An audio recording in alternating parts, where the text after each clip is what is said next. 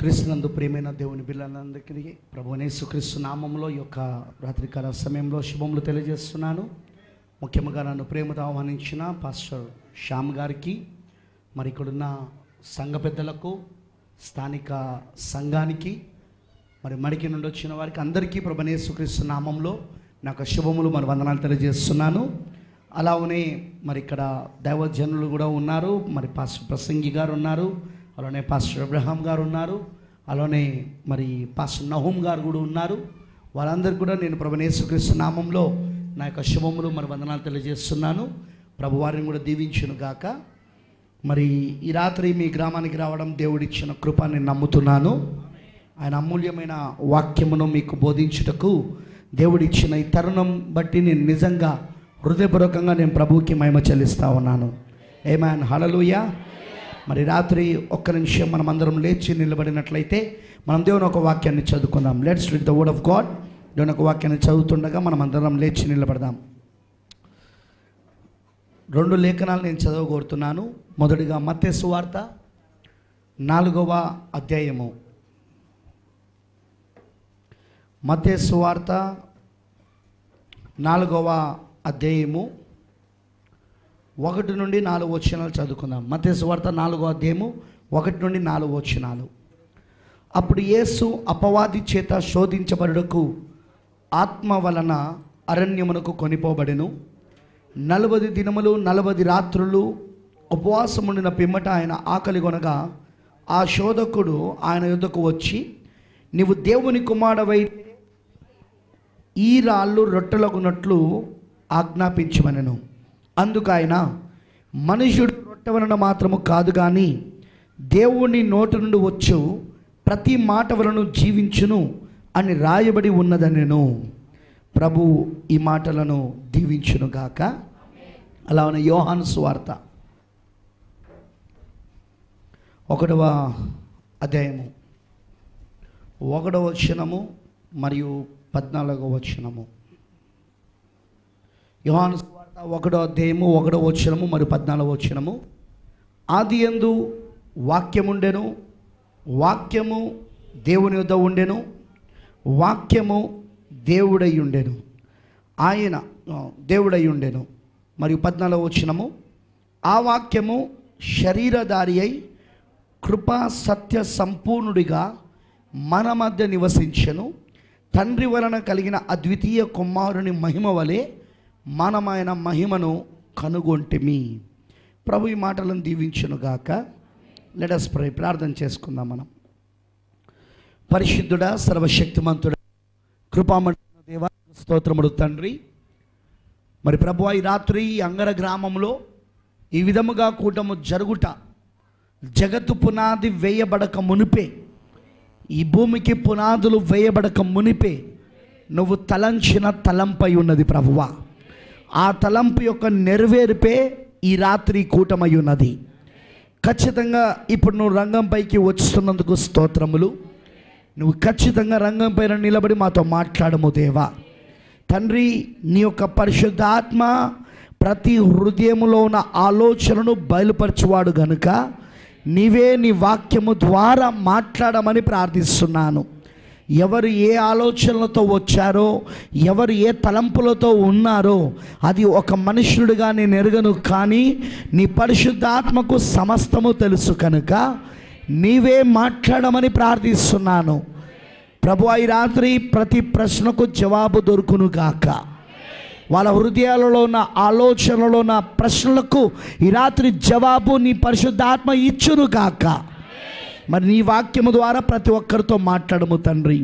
ఎవరైనా మా మధ్యలో బలహీనులు ఉంటే ఈ రాత్రి వాళ్ళను ముట్టి స్వస్థపరచము.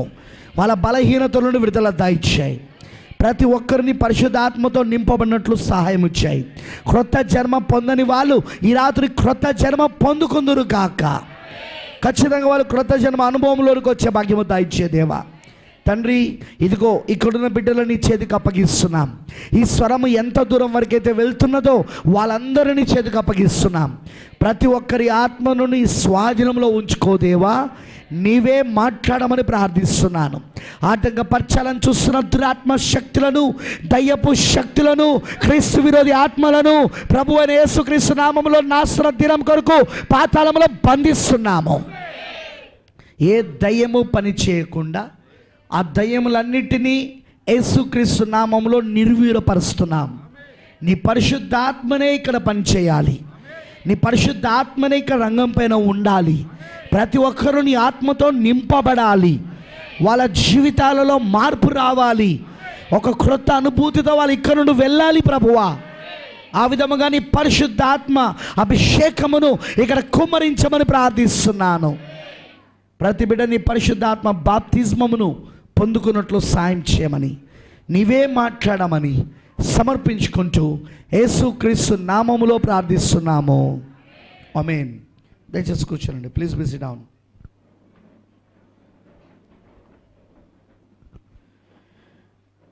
క్రీస్తునందు ప్రియమైన దేవుని పిల్లలందరికీ మరొకసారి నేను ప్రభువైన యేసుక్రీస్తు నామములో శుభములు వందనాలు తెలియజేస్తున్నాను.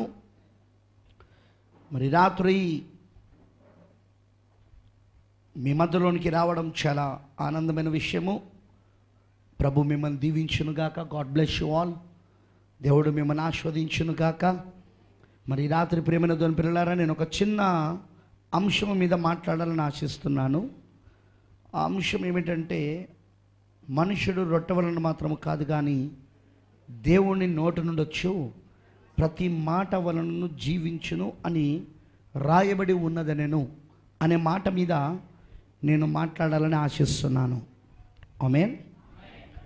మరి ఈ మాట మనం ద్వితీయోపదేశకాండం 8వ అధ్యాయం 3వ వచనంలో చూస్తాము.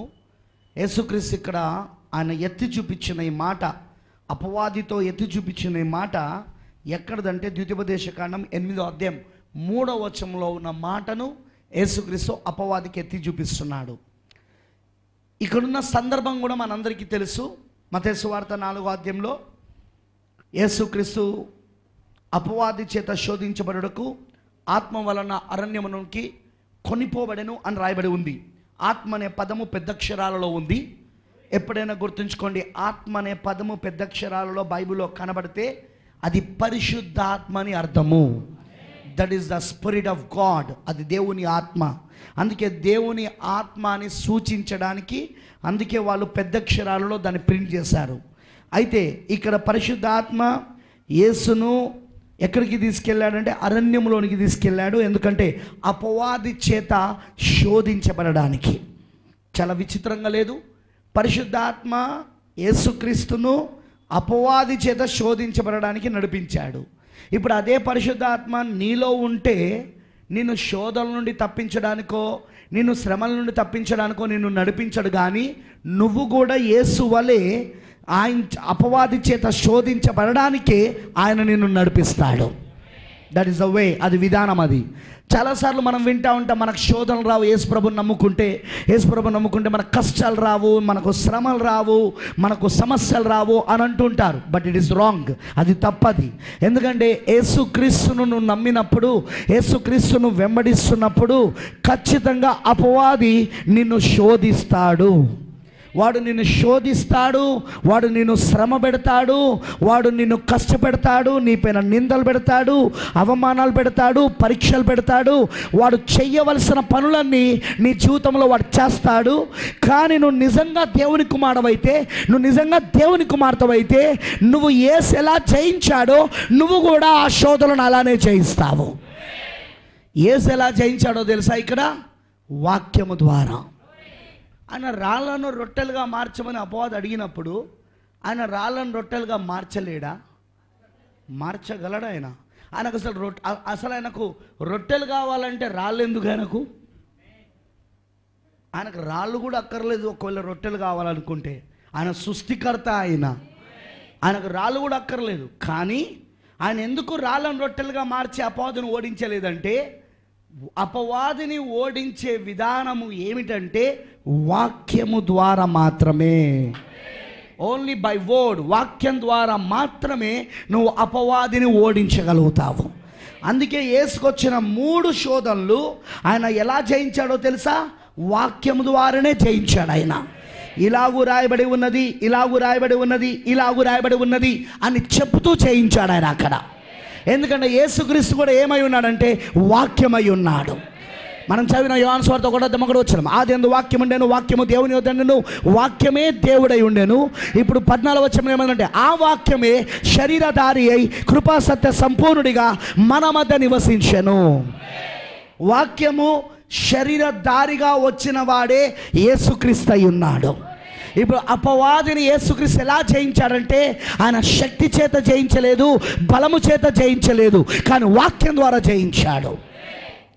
అపవాది దేవుడి శక్తిని అనుకరించగలడు, దేవుని వరములను అనుకరించగలడు. మీకు ఉదాహరణ చెప్తున్నాను. మీకు ఆల్రెడీ ఆ స్టోరీ తెలుసు, నేను దాన్ని చూపించదలుచుకోలేదు. అదేమిటంటే మోషే తన చేతిలో ఉన్న కర్రను వేసినప్పుడు అది సర్పంగా మారింది, అవునా? కానీ అక్కడ ఎన్నే ఆమ్రేలు ఉన్నారు. వాళ్ళు ఎవరు అంటే, ఆ ఎన్నే ఆమ్రేలు ఎవరు అంటే వాళ్ళు ఫరో దగ్గర ఉన్న మంత్రగాళ్ళు. వాళ్ళ యొక్క చేతి కర్రలు కూడా వేసినప్పుడు అవి కూడా పాములు అయ్యాయా లేదా అంటే, ఇప్పుడు దేవుడు చూపించిన సూచనను ఆ మంత్రగాళ్ళై ఉన్న ఆ అన్యులైన వాళ్ళు కూడా అదే సూచనను చూపించగలిగారు అక్కడ. కాబట్టి ఎప్పుడైనా మనం సూచనల వైపు, అద్భుతాల వైపు, ఆశ్చర్యకరాల వైపు చూడకూడదు. మనం చూడాల్సింది ఎప్పుడైనా వాక్యం వైపు. ఎందుకంటే అపవాదిని జయించగలిగేది ఏంటంటే దేవుడు వాక్యం ఒక్కటే. వాక్యం ఒక్కటే అపవాదిని జయించగలదు. వాక్యం ఒక్కటే అపవాదిని పూర్తిగా బహిర్గతం చేయగలదు. It can expose the Satan. అది అపవాదిని బయట పెడుతుంది, పూర్తిగా బయలుపరిచేస్తుంది ఈ వాక్యం ఒక్కటే. ఇప్పుడు ఈ శోధనలోనే యేసుక్రీస్తు ఒక మాట చెప్పాడు. ఈ మాట మీద నేను ఈ రాత్రి ధ్యానించాలనుకుంటున్నాను. I got a little time, చాలా తక్కువ సమయం నాకు ఉంది, కానీ నేను దాంట్లోనే మీకు ఇవ్వగలిగిన విషయాలను నేను ఇవ్వడానికి ప్రయత్నిస్తాను పరిశుద్ధాత్మ నడిపింపును బట్టి. ఆయన అంటున్న మాట ఏంటంటే, మనుష్యుడు రొట్టె వలన మాత్రం కాదు కానీ దేవుని నోటి నుండి వచ్చు. ఒక్క మాట కాదు, డోంట్ ఫర్గెట్, ఈ మాట మర్చిపోవద్దు. ఒక్క మాట కాదు. నేను బైబిల్లో ఒక మాట నేను పాటిస్తున్నాను సరిపోదు. బైబిల్లో నేను పలానా మాట నేను పాటిస్తున్నాను సరిపోదు. బైబిల్లో నేను పలానా వాక్యం నేను పాటిస్తున్నాను సరిపోదు. బైబిల్లో నువ్వు ప్రతి మాటను నువ్వు పాటించాలి. ఆమేన్, హల్లెలూయా. ఎందుకంటే దేవుని నోటి నుండి వచ్చే ప్రతి మాట ద్వారా మనిషి జీవించాలి. దీని మీద నేను కొంచెం లోతుగా వెళ్తాను. ఐ బిలీవ్ ఇట్, నేను నమ్ముతున్నాను పరిశుద్ధాత్మ మీకు సాయం చేస్తాడు. ఎందుకంటే మనకు జ్ఞానం ఇచ్చేవాడు పరిశుద్ధాత్ముడే. నేను ఇక్కడ లోక జ్ఞానాన్ని బోధించడానికి రాలేదు, నేను ఇక్కడ దైవికమైన విషయాలను బోధించడానికి వచ్చాను. సో పరిశుద్ధాత్మనే మనందరికీ జ్ఞానం ఇస్తాడు. మీరేం టెన్షన్ పడాల్సిన అవసరం లేదు. ఒకవేళ మీకు నేను ఫస్ట్ టైం చెప్పినప్పుడు అర్థం కాకపోతే మళ్ళీ నేను దాన్ని రిపీట్ చేస్తుండగా మీకు అర్థమైపోతుంటుంది. అది ఆమేన్ అంటారా? ఎందుకు యేసుక్రీస్తు మనుషుడు రొట్టె వలన మాత్రమే కాదు కానీ, రొట్టె వలన మాత్రమే కాదు కానీ అంటే రొట్టె ద్వారా కూడా జీవిస్తాడు, ఓకేనా? ఆయన మొత్తానికే రొట్టె ద్వారా జీవించడు అంటలేడు. ఆయన రొట్టె ద్వారా కూడా జీవిస్తాడు అంటున్నాడు. మనుషుడు రొట్టె వలన మాత్రమే కాదు కానీ దేవుని నోటి నుండి వచ్చు ప్రతి మాట వలన జీవించును అనే మాట ఎందుకు యేసు ఇక్కడ ఎత్తి చూపిస్తున్నాడు? ఫస్ట్ ఇక్కడ శోధన ఏంటిది? ఆకలి. ఓకే, యేసు 40 దివారాత్రులు ఉపవాసం ఉన్నాడు. ఆయన ఉపవాసం ఉన్నప్పుడు ఆయనకి ఏమైందంటే ఆయనకు ఆకలి. ఆకలిని బట్టి శోధన వచ్చింది. ఇప్పుడు నేను శోధన గురించి మాట్లాడదలుచుకోలేదు, అదో పెద్ద సబ్జెక్ట్. అది ఎవరికి ఏ శోధన వచ్చినా అది మీలో ఉన్న దురాశలను బట్టి, మీలో ఉన్న అవసరతలను బట్టి, మీలో ఉన్న అవకాశాలను బట్టే శోధన వస్తుంది తప్ప ఉట్టిగా రాదు. ఫర్ ఎగ్జాంపుల్, నాకు చిన్నప్పటి నుండి సిగరెట్ తాగే అలవాటు లేదు, ఆ వాసన నాకు పడదు. ఓ వ్యక్తి నా పక్కన నిలబడి సిగరెట్ తాగుతున్నాడు అనుకో, నేను వెంటనే ముక్కు మూసుకుంటాను, నా వల్ల కాదు. నాకు చిన్నప్పటి నుండి బీర్, బ్రాండీ లేకపోతే సంథింగ్ మద్యపానం ఏదైతుందో తాగిన అలవాటు లేదు నాకు. నేను యవ్వన కాలంలోనే ప్రభువుని నమ్ముకున్నాను. నేను చెడిపోయే సమయంలో దేవుని కృప వలన ఆయన నన్ను రక్షించాడు. ఆయన కృప వలన నాకు అలవాట్లేదు, నాకు ఆ వాసన పడదు. ఎవరన్నా తాగిన వాళ్ళు నా పక్కన నిలబడితే నేను ఉండలేను, నేను అక్కడ నాకు ఆ వాసన పడదు, అది నాకు మొత్తం తిరిగినట్టు అనిపిస్తుంది. ఇప్పుడు అదే ఒక వ్యక్తి ఇదివరకు తాగి తాగి తాగి మానేసినాడు ఉన్నాడు అనుకో, లేదా వాడు ఇంకా తాగుతూనే ఉన్నాడు అనుకో, వాడు ఆ రోజు తాగకుండా అక్కడ నిలబడ్డాడు, పక్కన ఇంకోటి వచ్చి తాగుతున్నాడు అనుకో, వాడు తాగొచ్చాడు అనుకో, వాని వాసన చూసినప్పుడు వీనికి ఏం కలుగుతుందంటే శోధన కలుగుతుంది, తాగాలనిపిస్తుంది వీడికి. మీకు అర్థమైందని అన్నది? నాకెందుకు అనిపించలేదు? మీకు అర్థమైందా? నాకు అలవాట్లేదు కాబట్టి, నాకు ఆ వాసన పడదు కాబట్టి నాకు అనిపించలేదు. కానీ అదే అలవాటు ఉండి మానేసిన వాడికి అది అది అదేమవుతుందంటే ఆ వ్యక్తిని లాగుతూ ఉంటుంది. ఇక ఏమవుతుంది, కొంచెమే, ఏం కాదు, కొద్దిగానే లోపల చెప్తూ ఉంటుంది. 2 కుక్కలు ఉంటాయి లోపల మనిషిలో, ఒకటి తెల్ల కుక్క ఉంటుంది, ఒకటి నల్ల కుక్క ఉంటుంది. నిజం, అందులో నల్ల కుక్క అంటూ ఉంటుంది, ఏమవుతుంది, కొంచెమేగా, పాస్టర్ చూస్తాడా, సంఘ పెద్దలు చూస్తారు, ఎవరు చూస్తారు, కొంచెమేగా. మీకు అర్థమైందని చెప్పింది. ఇప్పుడు ఇతనికి శోధన వస్తూ ఉంటుంది. అదే సమయంలో ఎవరైనా ఫ్రెండ్ కలిసిండు అనుకో, రారా ఈరోజు పార్టీ ఇస్తాను, నాకు నాకు నాకు ఇంక్రిమెంట్ పెరిగిందిరా అని అన్నాడు అనుకో, అయిపోయినట్టే ఇక వీడి పని. శోధన అనేది ఎలా వస్తుందంటే మనలో ఉన్న ఆశను బట్టే. అవునంటారా? ఇప్పుడు యేసుకున్న ఆ యొక్క అవసరత ఏంటంటే ఆకలి. ఆయన 40 దివారాత్రులు ఆయన 40 దివారాత్రులు ఆయన ఉపవాస ప్రార్థన చేశాడు కాబట్టి ఆయనకు ఆకలి అవుతున్నది. ఇప్పుడు అపవాది ఏం చేశాడంటే ఆ ఆకలిని వాడు ఆసరగా తీసుకొని శోధించడానికి వచ్చాడు ఇప్పుడు. అవునంటారా? అందుకే వాడు శోధకుడు వచ్చి శోధిస్తూ అడుగుతున్నాడు అక్కడ. కానీ యేసు ఎలా జయిస్తున్నాడంటే తన ఆకలిని తీర్చుకోవడం ద్వారా జయిస్తలేడు. వింటున్నారా? తన ఆకలిని తీర్చుకోవడం ద్వారా జయిస్తలేడు, వాక్యం ద్వారా జయిస్తా ఉన్నాడు. ఆమేన్. ఎప్పుడైనా సరే శోధనను జయించాలంటే వాక్యం ద్వారానే నువ్వు జయించగలుగుతావు. వేరే అవకాశం లేదు. There is no other way. నీకున్న ఆశలే నిన్ను శోధనలోకి లాగుతాయి, నీకున్న కోరికలే నిన్ను శోధనలోకి లాగుతాయి. అందుకే సాతానుడు బయట నుండి శుభ్రం చేస్తాడు, కానీ దేవుడు లోపటి నుండి శుభ్రం చేస్తాడు. దేవుడు ఎప్పుడు కూడా అంతరంగంలో నుండి శుభ్రతను కోరుతాడు. సాధారణ పైన మాత్రమే శుభ్రత, పైన మాత్రమే, కానీ లోపట మాత్రం అంతరంగంలో కోరికలు అలానే ఉంటాయి, ఆశలు అలానే ఉంటాయి. లోక సంబంధమైన కోరికలు, ఆశలు, లోక సంబంధమైన కార్యాలు ఇంకా అలానే ఉంటాయి. పరిశుద్ధాత్మ బాప్తిస్మం ఏం చేస్తుందంటే ఆ మనిషిలోనికి వెళ్ళి ఆ పరిశుద్ధాత్మ అగ్ని అతనిలో ఉన్న కోరికలను, ఆశలని, వేర్లను కాల్చివేస్తుంది అక్కడ.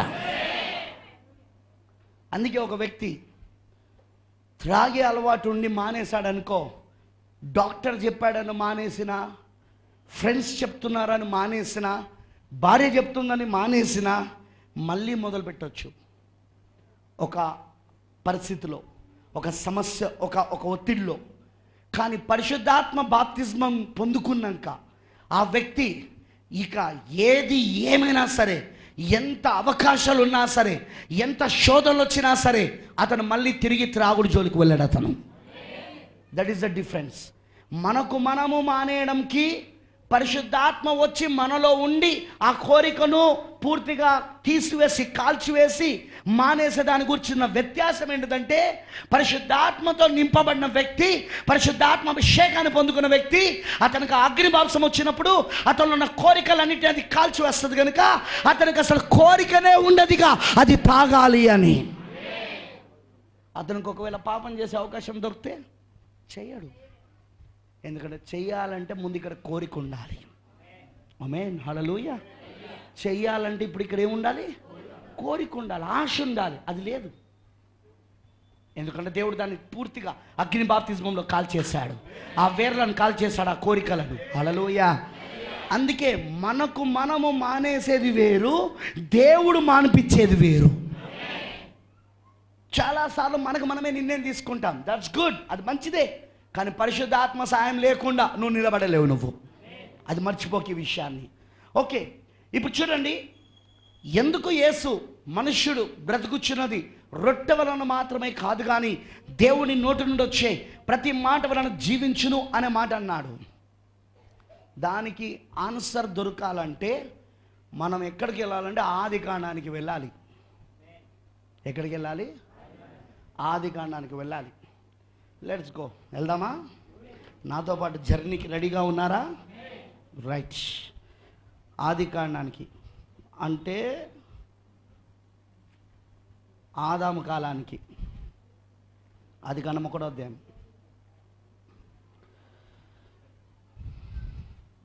ఆది కాండం 1వ అధ్యాయం 26, 27 వచనం. ఇక్కడ మొట్టమొదటి మానవుడు భూమిపైన సృష్టించబడుతున్నాడు. ఒక్క నిమిషం, నేను చెప్పేది వినండి. ఇక్కడ మొట్టమొదటిగా మానవుడు భూమిపైన సృష్టించబడుతున్నాడు. First man on this earth. మొట్టమొదటి మానవుడి తను. అప్పటి వరకు దేవుడు 5 దినములలో సృష్టినంతా తయారు చేశాడు పలకబడిన మాట ద్వారా. హౌ దిస్ ఎర్త్ కేమ్, ఈ భూమి ఎలా వచ్చింది? పలకబడిన మాట ద్వారా. ఆకాశం ఎలా వచ్చింది? పలకబడిన మాట ద్వారా. చెట్లు ఎక్కడి నుండి వచ్చినాయి? పలకబడిన మాట ద్వారా. పక్షులు ఎక్కడి నుండి వచ్చినాయి? పలకబడిన మాట ద్వారా. ఈ యొక్క జంతువులు ఎక్కడి నుండి వచ్చినాయి? ప్రాకుజీవులు ఎక్కడి నుండి వచ్చినాయి? ఆకాశ పక్షులు ఎక్కడి నుండి వచ్చినాయి? అన్నీ ఆయన పలకబడిన మాట ద్వారా. ప్రతిదీ ఆయన పలకగా ఆ ప్రకారం ఆయను అనుంది బైబిల్లో. సో ప్రతిదీ ఆయన పలకబడిన మాట ద్వారా వచ్చింది. ఇప్పుడు ఈ పలకబడిన మాట ద్వారా అన్నీ సృజించబడ్డాక చివరిగా దేవుడు సృష్టించింది ఎవరినంటే మానవుణ్ణి. ఇప్పుడు ఆ మానవుడిని కూడా దేవుడు ఎలా సృష్టిస్తున్నాడంటే పలకబడిన మాట ద్వారానే సృష్టిస్తున్నాడు. బాగా వినాలి ఈ మాట. పలకబడిన మాట ద్వారానే సృష్టించబడుతున్నాడు. ఇప్పుడు నీలో ఉన్న ప్రాణాత్మ అది గాలిలో నుండో లేకపోతే మట్టిలో నుండో చేయబడలేదు, పలకబడిన మాట ద్వారా చేయబడింది. కానీ నీకున్న ఈ పై శరీరం మాత్రము, ఈ రక్త మాంసముల శరీరం మాత్రము అది మట్టిలో నుండి తీయబడ్డది కాబట్టి అది తిరిగి మట్టి అయిపోతున్నది. ఇది మట్టి ద్వారా తయారు చేయబడ్డది ఇది. కానీ అసలు నువ్వనే వ్యక్తివి, ఈ మట్టి శరీరం కాదు. అసలు నువ్వనేది, నువ్వు అద్దం ముందు నిలబడితే చూసుకుంటా ఉంటావు చూడు. ఇలా అనుకుంటాం, ఇట్లా అనుకుంటాం చూడు. అసలు ఇది కాదు నువ్వు. అసలు నువ్వు ఎవరు అంటే ఇందులో లోపట ఉన్నావు నువ్వు అసలు. ఆమేన్. ఆ అసలు వ్యక్తిని నువ్వు చూడాలంటే దేవుడు ఒకే ఒక అద్దాన్ని పెట్టాడు, అదే వాక్యం అనే అద్దము. యాకోబు పత్రిక ప్రకారముగా వాక్యాన్ని దేవుడు ఎందుకు ఇచ్చాడంటే అసలైన నిన్ను చూడడానికి. అసలైన నిన్ను నువ్వు చూసుకోవాలంటే మన ఇంట్లో ఉన్న అద్దాలు కాదు, మనకున్న ఈ వాక్యం అనే అద్దంలో మాత్రమే అసలైన నిన్ను చూసుకోగలుగుతావు. ఇప్పుడు మానవుడిని దేవుడు సృష్టిస్తున్నాడు 1వ అధ్యాయంలో ప్రాణాత్మలుగా. He was a spiritual man. అతను ఒక ఆత్మ సంబంధమైన వ్యక్తి. ఏం వ్యక్తి? ఆత్మ సంబంధమైన వ్యక్తి. 1వ అధ్యాయం 26వ వచనం. దేవుడు తన స్వరూపమందు, దేవుడు మన పోలిక చొప్పున, మన స్వరూపమందు మన పోలిక చొప్పున నరులను చేయదము. వారు సముద్రపు చేపలను, ఆకాశ పక్షులను, పశువులను, సమస్త భూమి మీద ప్రాకు ప్రతి జంతువును ఏలుదురుగాకనియు. గమనించారు ఇక్కడ మన స్వరూపము అంటున్నాడు. మన ఏకవచనం కాదు, బహువచనం. మన స్వరూపం. మళ్ళీ స్వరూపాలు కాదు, స్వరూపం ఏకవచనం. మన అనే మాటనో బహువచనము, స్వరూపం అనే మాటనో ఏకవచనం. మన పోలికలు కాదు, పోలిక. మన పోలిక చొప్పున నరులను, ఏందట? నరుడు కాదు, నరులను చేయుదుము. మళ్ళీ బహువచనం. ఇక్కడ గమనించాలి. మన స్వరూపమున, మన పోలికన. మన అనే మాటనో బహువచనం, కానీ స్వరూపము పోలిక అనే మాటనో ఏకవచనం. కానీ సృజిస్తున్నది నరులను సృజించను. రైట్? చదవండి. నరులను చేదుము. అతను కాదు, వారు సముద్రపు చేపలను, ఆకాశ పక్షులను, పశువులను, సమస్త భూమిని భూమి మీద ప్రాకు ప్రతి జంతువును ఏలుదురు, ఏలుదున్ను కాదు, ఏలుదురుగా కానీ పలికేను. చాలా విచిత్రంగా ఉంది కదా ఈ యొక్క తెలుగు భాష. మన అంటాడు, స్వరూపం అంటాడు, మన అంటున్నాడు, పోలిక అంటున్నాడు. మరి మన అంటున్నాడు, నరులు అంటున్నాడు. స్వరూపము పోలికను ఏకవచనం వాడాడు, కానీ బహువచనము మన నరులను వాడాడు. వారు అంటున్నాడు, ఏలుదురు అంటున్నాడు. మీకు అర్థమైందా? దాని ఆన్సర్ కావాలంటే 27కి వచనానికి రావాలా. దేవుడు అందుకే 27వ వచనం రాయించాడు ఆన్సర్కి. దేవుడు తన స్వరూపమందు, మళ్ళీ ఇక్కడ మన స్వరూపం కాదు, తన, మళ్ళీ స్వరూపం కూడా ఏకవచనమే. దేవుడు తన స్వరూపమందు, నరులు కాదు, నరుని సృజించెను, దేవుని స్వరూపమందు వారిని కాదు, వాణ్ణి సృజించెను, స్త్రీనిగాను పురుషునిగాను. అది స్త్రీనిగాను పురుషునిగాను అంటే ఒక్కడే కానీ స్త్రీనిగాను పురుషునిగాను సృజించాడు. ఇప్పుడు ఆ స్త్రీనిగా పురుషుడుగా నా ఒక్క వ్యక్తి ఎవరు అంటే అతనే ఆదామై ఉన్నాడు. ఇప్పుడు ఆదాములో పురుషుడు ఉన్నాడు, స్త్రీ కూడా ఉన్నది. ఆమనంటారా? ఈ స్వరూపం ఎవరిదంటే దేవుడిది. హలో, నేనేం కొత్తగా బోధిస్తలేను. ఇది ఎవరి స్వరూపం అంటే దేవుడిది. ఇది ఎవరి పోలిక అంటే దేవుడిది. అంటే దేవునిలో కూడా స్త్రీ ఉంది. దాన్నే పౌలు గారు ఎఫెసీయులకు రాసిన పత్రిక 1వ అధ్యాయం 4వ వచనం 6వ వచనాలలో ఆ మర్మాన్ని విప్పుతున్నాడు. అక్కడ ఏమంటున్నాడు? మనమందరం ఎప్పుడు ఏర్పరచబడ్డామట? జగత్తు పునాది వేయబడక మునిపే ప్రేమ చేత ఆయన క్రీస్తులో ఏర్పరచుకున్నాడు అంటున్నాడు ఆయన. సరే, ఒక్కసారి ఆ మాట చదవండి మీ యొక్క సాటిస్ఫాక్షన్ కోసం. టైం లేదు, నా ప్రాబ్లం అది. 1వ అధ్యాయం 4 నుండి 6 వచనం. ఎట్లనగా తన ప్రియుని యందు తాను ఉచితముగా మనకు అనుగ్రహించిన తన కృపామహిమకు కీర్తి కలుగునట్లు తన చిత్త ప్రకారమైన దయా సంకల్పము చొప్పున యేసుక్రీస్తు ద్వారా తనకు కుమారులుగాను స్వీకరించుటకై మనలను ముందుగా తన కోసము, ఎందుకంటే మనల్ని ముందుగా తన కోసము నిర్ణయించుకున్నాడు. మనము మన కోసం బతకడానికి లేము, ఇక్కడ తన కోసం బతకడానికి ఉన్నాము. మనల్ని ముందుగా నిర్ణయించింది ఆయన కోసం బ్రతకడానికి, నీ కోసం నా కోసం బతకడానికి కాదు. హల్లెలూయా. మనల్ని ముందుగా తన కోసము నిర్ణయించుకొని మనము తన ఎదుట పరిశుద్ధులమును నిర్దోషములై ఉండవలనని గమనించాలి. జగత్తు పునాది వేయబడక మునిపే. జగత్తుకు పునాది ఎక్కడే పడ్డది? ఆదికాండం 1వ అధ్యాయం 1వ వచనంలో. ఎందుకంటే ఆదికాండం 1వ అధ్యాయం 1వ వచనం ఉంటుంది, ఆది యందు దేవుడు భూమి ఆకాశములను సృజించెను. అంటే భూమికి ఆకాశానికి పునాదులు ఎప్పుడే పడ్డాయి అంటే ఆదికాండం 1వ అధ్యాయం 1వ వచనంలో. కానీ దేవుడు మనల్ని ఎప్పుడు ఏర్పరచుకున్నాడట? జగత్తుకు పునాది అంటే ఆదికాండం 1వ అధ్యాయం 1వ వచనానికి ముందే మనం ఏర్పరచబడ్డాం. మనం ఎన్నుకోబడ్డాం. ముందే మనం ముందుగా నిర్ణయించబడ్డాం.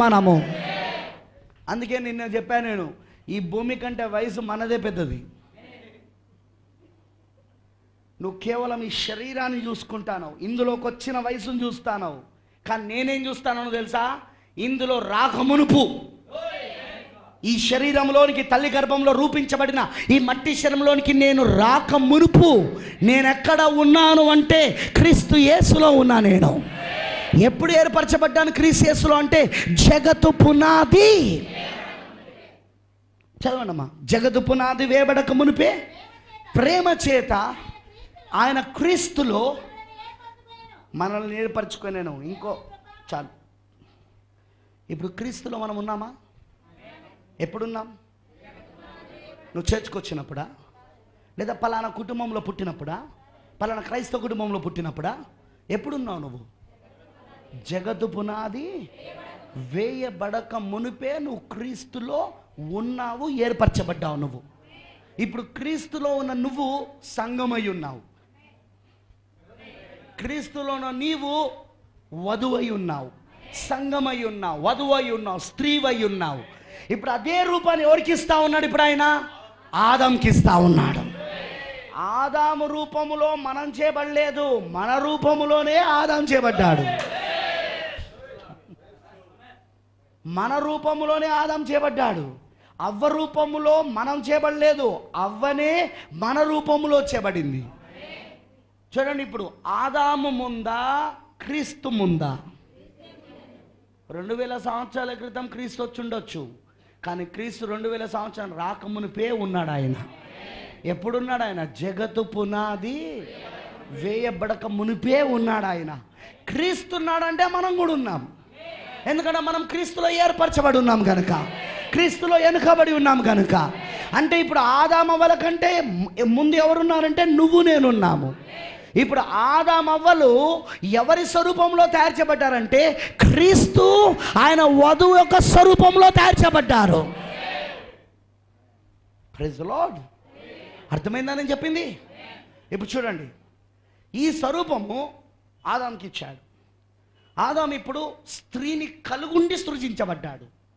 అందుకే 2వ అధ్యాయానికి వెళ్తే టైం లేదు, మీరు ప్రతి మ్యారేజ్లో విని ఉంటారు. అది ఆదాంకి గాఢ నిద్ర కలగజేసి, ఆదాములో ఉన్న ప్రక్కటి ఎముకను తీసి, ఆ చోటును మాంసంతో పుడిచివేసి, తీసిన ఎముకతో స్త్రీను నిర్మించి, సృజించి కాదు.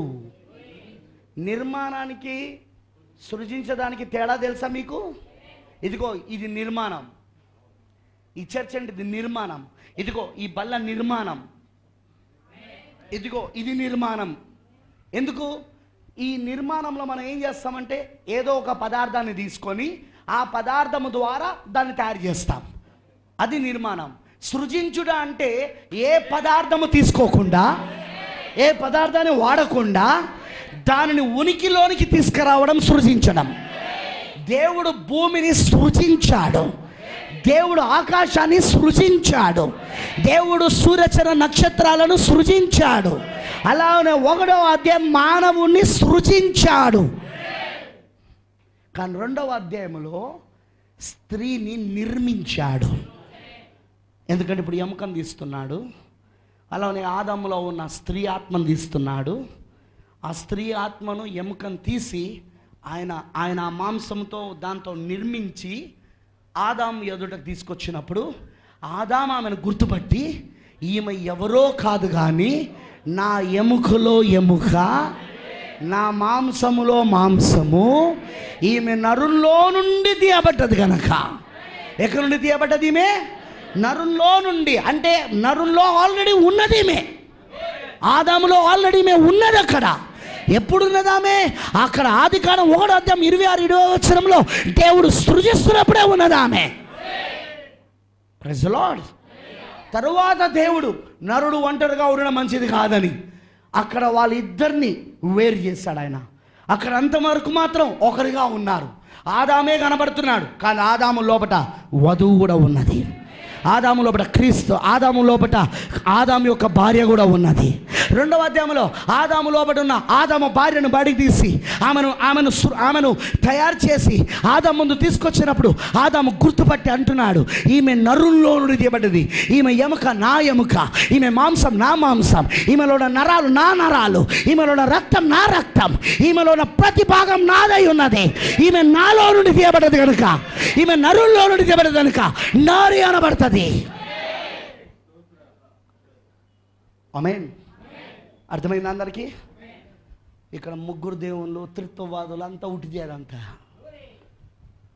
3 దేవుళ్ళు లేరు ఇక్కడ. మన నోడుతాడు తండ్రి కుమార పరిశుద్ధాత్మ అని మొదలు పెడతారు. క్లియర్గా బైబిల్ చెప్తాంది ఇక్కడ, స్త్రీని గాను పురుషుని గాను వారిని సృజించాను. అంతేగాని తండ్రి గాను కుమారుడు గాను పరిశుద్ధాత్మ గాను సృజించానని రాయలే ఇక్కడ. It's wrong concept. అది తప్పుడు బోధ. నెక్స్ట్ థింగ్, జాగ్రత్తగా వినండి. ఇప్పుడు ఆదామును సృజించాడు, 1వ అధ్యాయంలో సృజించాడు. 2వ అధ్యాయంలో ఆదాం కోసము ఒక శరీరాన్ని నిర్మించాడు.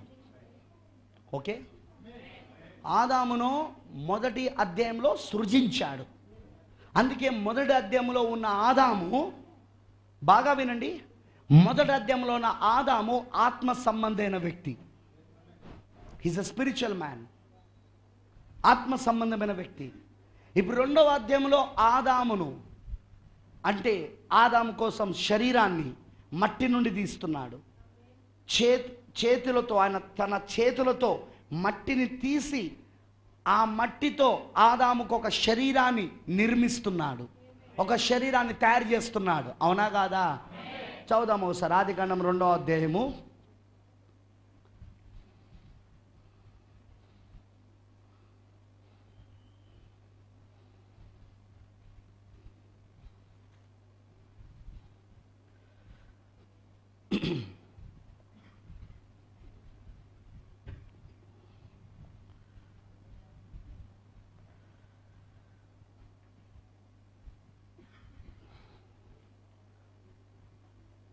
చదవడమ్మా, ఒక్క నిమిషం, నాకు ఇది కన్ఫ్యూజన్గా ఉంది.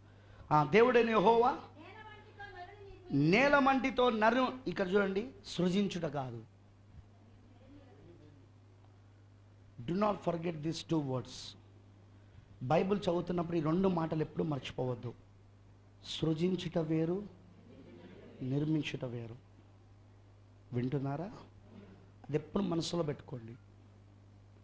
సృజించుట అంటే ఏమీ లేని దానిలో నుండి దాన్ని ఉత్పత్తి చేయడం, దాన్ని తయారు చేయడం, దాన్ని సృజించడం. నిర్మించడం అంటే ఏదో ఒక పదార్థాన్ని తీసుకొని తయారు చేయడం. ఇప్పుడు ఏం చేస్తున్నాడు? దేవుడైన యెహోవా నేల మంటితో నరుని నిర్మించి వాని నాసికారంధ్రములలో జీవవాయును ఊదగా నరుడు జీవాత్మాయను. గమనించాలి, జాగ్రత్తగా గమనించాలి.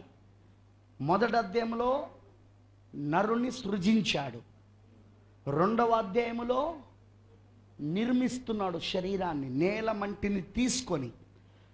అంతేనా? రెండవది 7వ వచనంలో చెప్పేది నేల మంటిని తీసుకున్నాడు, తీసుకొని నరుని నిర్మించి.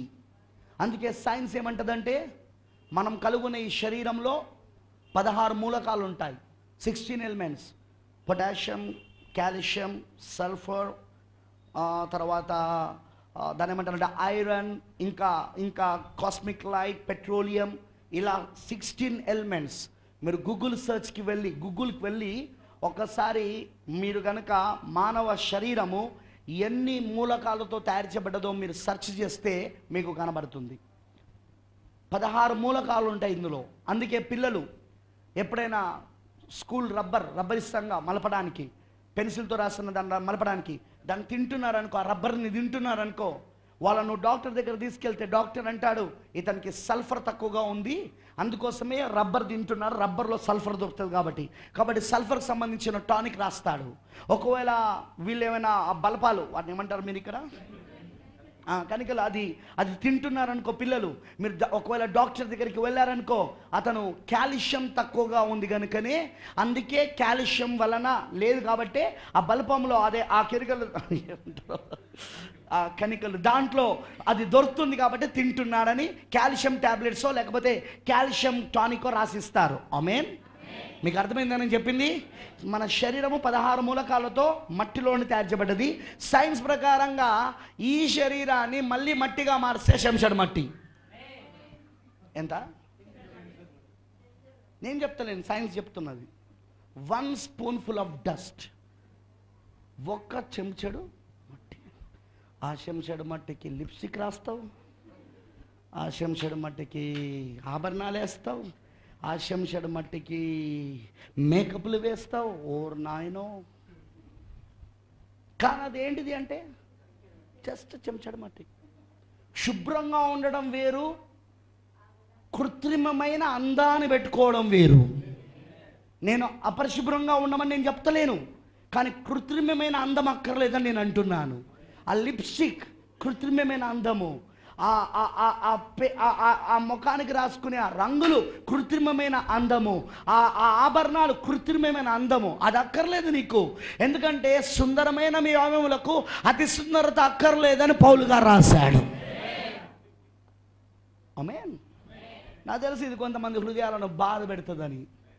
కానీ బాధపడినా పర్వాలేదు, నేను చెప్పాలి. ఎందుకో చెప్పాలా? ఇక్కడ ఇది కొంచెమే బాధ, కానీ నరకములో పడినప్పుడు ఆ బాధను భరించలేక ఇదే కూటాన్ని గుర్తు చేసుకొని, నువ్వు వచ్చావు కదా వరంగల్ నుండి, ఎందుకు చెప్పలేదు నాకు అని ఏడ్చేదానికంటే ఈ బాధనే బెస్ట్. బహుశా నెక్స్ట్ టైం మీరు నన్ను రానియకపోవచ్చు మీ అంగరకు, నో ప్రాబ్లం, నాకేం బాధ లేదు. నేను మీ దగ్గర రాకపోయినా నాకేం సమస్య లేదు. ఎందుకంటే నేను మీ దగ్గరికి వస్తేనే పరలోకం పోతాను, ఏం లేదు నాకు. నేను వచ్చింది మీకు సాయం చేయడానికి వచ్చిన, నేను వాక్యాన్ని బోధించి మీకు సాయం చేయడానికి. ప్రేమైన దేవుని పిల్లలారా, గుర్తుంచుకోనండి, మనము కేవలము చెంచడు మట్టి. మనము నీట్గా ఉండడం తప్పు కాదు, శుభ్రంగా ఉండడం తప్పు కాదు, కానీ కృత్రిమమైన అందం పెట్టుకోవడం తప్పది. ఎందుకంటే బైబిల్ అంటుంది, అందము మోసకరము, సౌందర్యం వ్యర్థమని బైబిల్ చెప్తున్నది. అవ్వను మోసగించిందే అందము ద్వారా అని ఎంతమందికి తెలుసు? అది ఆ చెట్టు ఫలం ఎలా కనబడిందట? కనులకు అందమైనదిగా కనబడింది. ఆ అందానికి ఆమె పడిపోయింది అక్కడ. వింటున్నారా? ఎప్పుడు కూడా అందముగా తయారవ్వాలని చూడకు, నువ్వు శుభ్రంగా తయారు కావాలని చూడు. దట్స్ గుడ్, అది మంచిది నీకు. హల్లెలూయా. చూడండి, జాగ్రత్తగా మీరు గమనించండి. ఇప్పుడు మనిషి 2వ అధ్యాయానికి వచ్చేసరికి మానవుడికి దేవుడు ఇప్పుడు ఒక శరీరాన్ని మట్టి నుండి తీశాడు. ఓకేనా? మొదటి అధ్యాయంలో మానవుడు పలుకబడిన మాట ద్వారా సృష్టించబడ్డాడు. ఇప్పుడు 2వ అధ్యాయంలో మానవుని శరీరము ఎక్కడి నుండి వచ్చింది? అది మట్టిలో నుండి, నేల మంటిలో నుండి వచ్చింది. అందుకే దేవుడు పెట్టిన విధానం ఏంటిదంటే, మొదటి అధ్యాయంలో ఉన్న మానవుడు పలుకబడిన మాట ద్వారా వచ్చాడు కాబట్టి పలుకబడిన మాట ద్వారా జీవించినట్లు పెట్టాడు. 2వ అధ్యాయంలో ఉన్న మానవున్నో శరీరాన్నో మట్టిలో నుండి వచ్చింది కాబట్టి మట్టి ద్వారా జీవించినట్లు పెట్టాడు ఆయన. అర్థమైందా? అందుకే ఆయన 2వ అధ్యాయంలో మానవుణ్ణి మట్టి నుండి తయారు చేసేక అంటాడు, ఈ యొక్క తోటలో ఉన్న చెట్ల ఫలములన్నీ మీకు ఆహారముగా ఉండును. ఎందుకు? ఆ 2వ అధ్యాయములో శరీరం ఎక్కడి నుండి వచ్చిందంటే మట్టి నుండి వచ్చింది. అది నేల మంటి నుండి వచ్చింది కాబట్టి నేల మంటి ద్వారానే పోషించబడాలి. ఆ చెట్లను ఎక్కడి నుండి వచ్చిందో తెలుసా? భూమిలో నుండి, నేల మంటిలో నుండి. నేల మంటిలో నుండి వచ్చిన చెట్ల ద్వారా ఇప్పుడు మనిషి ఎందుకు బ్రతుకుతున్నాడంటే, నేల మంటి ద్వారా మనిషి ఎందుకు బ్రతకమన్నాడంటే, దేవుడు వచ్చిన శరీరం నేల మంటి నుండి కాబట్టి నేల మంటి ద్వారానే బతకాలి. శరీరం వచ్చింది మట్టిలో నుండి కాబట్టి మట్టి ద్వారా బ్రతకాలి. కానీ ఆత్మ వచ్చింది, ప్రాణాత్మలు వచ్చింది దేవుని దగ్గర నుండి, వాక్యం ద్వారా. అందుకే అది ఎక్కడ బ్రతకాలి? అది వాక్యం ద్వారా బతకాలి. పట్టుకున్నారా మీరు? దేవుడు వాక్యం ద్వారా బతకాలి. హల్లెలూయా. ఇప్పుడు జాగ్రత్తగా మీరు గమనించాలి, ప్రతి మనిషికి ఆత్మకు ఆకలి దాహాన్ని పెట్టాడు దేవుడు, శరీరానికి కూడా ఆకలి దాహం పెట్టాడు. 2 ఆకలులు ఉంటాయి, 2 దాహాలు ఉంటాయి. మర్చిపోవద్దు ఈ మాట. 2 ఆకలులు ఉంటాయి, 2 దాహాలు ఉంటాయి. ఒకటి ఆత్మ సంబంధమైన ఆకలి దాహము, రెండవది శరీర సంబంధమైన ఆకలి దాహము. ఈ రెండింటిని దేవుడు మానవుడికి పెట్టాడు. కానీ చాలామందికి తెలిసింది ఏంటంటే, శరీర సంబంధమైన ఆకలి దాహమే తెలుసు, ఆత్మ సంబంధమైన తెలియదు. ఇప్పుడు ఆత్మ సంబంధమైన ఆకలి దాహాన్ని దేవుడు పెడుతున్నప్పుడు, మానవునికి ఆ ఆకలి దాహాన్ని పెడుతున్నప్పుడు, ఆ ఆకలి దాన్ని ఎలా తీర్చాలో కూడా, ఆయన ఆ ఆకలి దాన్ని ఎలా తీర్చుకోవాలో కూడా ఆ పద్ధతిని కూడా దేవుడు పెట్టున్నాడు. ఎలాగైతే ఈ శరీరాన్ని నిర్మించాక దీనికి ఉన్న ఆకలి దాహాన్ని తీర్చడానికి ఏ విధంగానైతే ఆయన ఈ చెట్లన్నీ కూడా, పచ్చని చెట్లన్నీ కూడా, మరి ఈ ఫలాలన్నీ కూడా మీకు ఆహారం అవును అని చెప్పి దేవుడు ఏ విధంగా అయితే ఈ శరీరానికి ఉన్న ఆకలి దాహాన్ని తీర్చడానికి పద్ధతి పెట్టాడో, అదే విధంగా ఆత్మకున్న ఆకలి దాహాన్ని కూడా తీర్చడానికి దేవుడు ఒక పద్ధతిని పెట్టున్నాడు ఆయన. ఆమేన్. ఇప్పుడు ఆ పద్ధతి ఏంటిదంటే వాక్యము, వర్డ్. వాక్యం అనేది జీవాహారం అని ఎంతమందికి తెలుసు? వాక్యం అనేది జీవాహారమేనా? ఎంతమందికి తెలుసు? యేసుక్రీస్తు ఏమన్నాడు? నేనే జీవాహారమునై ఉన్నాను, పరలోకమును దిగొచ్చిన జీవాహారమును నేనే అన్నాడు. యోహాను సువార్తలో అన్నాడా లేదా? ఆరాధ్యంలో చెప్పాడా లేదా? యేసుక్రీస్తు ఏమై ఉన్నాడు? వాక్యమై ఉన్నాడు. వాక్యమే శరీరధారిగా వచ్చిన వాడే యేసుక్రీస్తు అయి ఉన్నాడు. ఇప్పుడు ఆయన జీవాహారం అంటే అర్థం ఏంటిది? వాక్యమే జీవాహారమై ఉన్నది. అక్కడ ఆయన జీవాహారం అంటే వాక్యమే జీవాహారము. ఆమేన్. అర్థమైందా అందరికీ? అలానే వాక్యమే జీవజలం అని మీకు తెలుసా? ఎంతమంది తెలుసు వాక్యమే జీవజలం అని? ఎస్. యేసుక్రీస్తు అందుకే యోహాను సువార్తలో దప్పికొని వారలారా నా యొద్దకు రండి. ఆయన ఏమైనా చలివేంద్రం పెట్టిండా? ఇప్పుడు మన సంఘాలని చలివేంద్రాలు పెడతానాయి. యేసు ప్రభు పిలిచిన దప్పిక అది కాదు.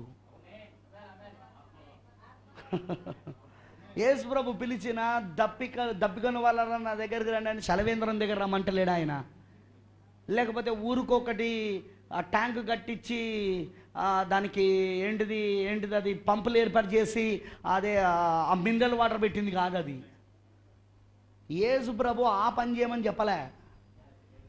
మనిషికి ఉన్న ఆకలి దాహము ఆత్మ సంబంధమైనది. అది దాన్ని తీర్చడానికి, వింటున్నారా, తన ఒక్కడి దగ్గరనే దొరుకుతుంది కాబట్టి దాన్ని తీర్చుకోవడానికి తన దగ్గరికి రమ్మన్నాడు ఆయన. యేసు ప్రభు తన దగ్గర నుండి శిష్యులందరూ వెళ్ళిపోయిన సమయంలో యోహాను సువార్త 6వ అధ్యాయంలో మీరు చదివితే తన దగ్గర నుండి శిష్యులందరూ వెళ్ళిపోయారు. 6వ అధ్యాయంలో 66వ వచనం చదవండి ఒకసారి. 6వ అధ్యాయం 66వ వచనం. అప్పటి నుండి ఆయన శిష్యులలో అనేకులు వెనక తిరిగి మరి ఎన్నడూను ఆయనను వెంబడింపలేదు. కాబట్టి యేసు మీరు కూడా వెళ్ళిపోవాలని ఉన్నారా అని 12 మందిని అడగగా సీమోను పేతురు, ప్రభువా ఎవని యొద్దకు వెళ్దాము?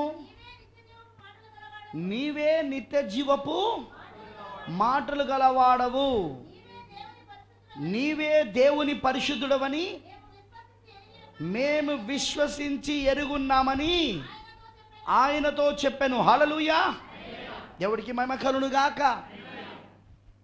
వాళ్ళు ఎందుకున్నారట యేసు దగ్గర అంటే, నీవే నిత్య జీవపు మాటలు గలవాడివి. వాళ్ళకి ఆ నిత్య జీవపు మాటలే వాళ్ళ ఆకలిని తీరుస్తున్నది, వాళ్ళ దాహాన్ని తీరుస్తున్నది. ఒక వ్యక్తికి 2 ఆకలులు 2 దాహాలు ఉంటాయన్న సంగతి చాలామందికి తెలియదు. చాలామందికి అది తెలియదు. ఎందుకంటే ఈరోజు సాతానుడు ఏం చేశాడంటే, ఈ ఆత్మ సంబంధమైన ఆకలి దాహాన్ని వాడు ఇంకొక పద్ధతిలో, వాని పద్ధతిలో తీర్చుకునే విధానాన్ని వాడు తీసుకొచ్చి పెట్టాడు. మీకు అర్థమయ్యేటట్టు చెప్తాను నేను, జాగ్రత్తగా వినండి. ఇప్పుడు ఓ వ్యక్తి ఉన్నాడు, త్రాగుతాడు, మద్యపానం తాగుతాడు, some beer, brandy, whisky, what ever it is, అది ఏదైనా కావచ్చు. ఆ వ్యక్తికి తాగుడు అలవాటు ఉంది. ఇప్పుడు అతనుకున్న దాహము ఆత్మ సంబంధమైనదా, శరీర సంబంధమైనదా? ఓకే. అయితే మనం ఏం చేద్దామంటే, మనందరం ఈరోజు అంగరలో ఒకవేళ మద్యపాన షాప్ ఉంటే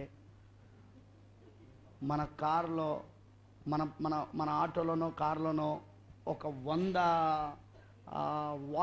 వాటర్ బాటిల్స్ కానీ లేకపోతే జ్యూస్ బాటిల్స్ కానీ ఏమైనా తీసుకొని పోయి అక్కడ పెడదాం. వచ్చి బీరు కొనేవాడికి, బ్రాండ్ కొనేవాడికి, విస్కీ కొనేవాడికి ఏం చేద్దామంటే, ఈ జ్యూస్ ఇస్తున్నాం, ఇది తాగి ఇంటికి వెళ్ళిపో, నీకు దాహం వేస్తుంది కదా, ఈ జ్యూస్ ఇస్తున్నాము, ఇది తాగేసి ఇంటికి వెళ్ళిపో అని ఇద్దాం. తాగి ఇంటికి వెళ్తాడా? ఎందుకు?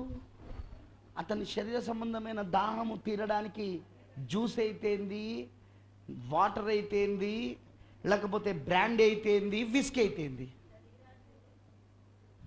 బాగా వినాలా మీరు నేను చెప్పేది. అతనుకున్న ఆ యొక్క దాహము ఏదైతే ఉందో ఆ దాహము అది ఆత్మ సంబంధమైన దాహం. అది శరీర సంబంధమైన దాహం అయితే అతను మద్యపాన షాప్కి వెళ్ళడు. అతను ఇంట్లో ఉన్న మంచినీళ్ళు తాగుతాడు దాహం వేస్తే, లేకపోతే ఫ్రిడ్జ్లో ఏదైనా థమ్సపో లేకపోతే ఆర్టూసో ఇంకా ఏదైనా కూల్ డ్రింక్ ఉంటే ఆ కూల్ డ్రింక్ అయినా తాగుతాడు, లేదా అంతగా ఉంటే జ్యూస్ అయినా తాగుతాడు. కానీ అతనుకున్న దాహం అది ఆత్మ సంబంధమైన దాహము. ఇప్పుడు ఈ ఆత్మ సంబంధమైన దాహాన్ని తను ఎలా తీర్చుకోవడం మొదలుపెట్టాడంటే ఆ మద్యపానము ద్వారా తనకున్న దాహాన్ని తను తీర్చుకోవడం మొదలుపెట్టాడు.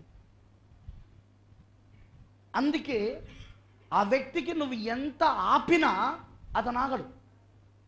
అతని ఆత్మకున్న దాహాన్ని ఆ విధముగా తీర్చుకునే అలవాటు చేసుకున్నాడు అతను. వింటున్నారా? సిగరెట్ అయినా అంతే. సిగరెట్ ఎందుకు తాగుతారు?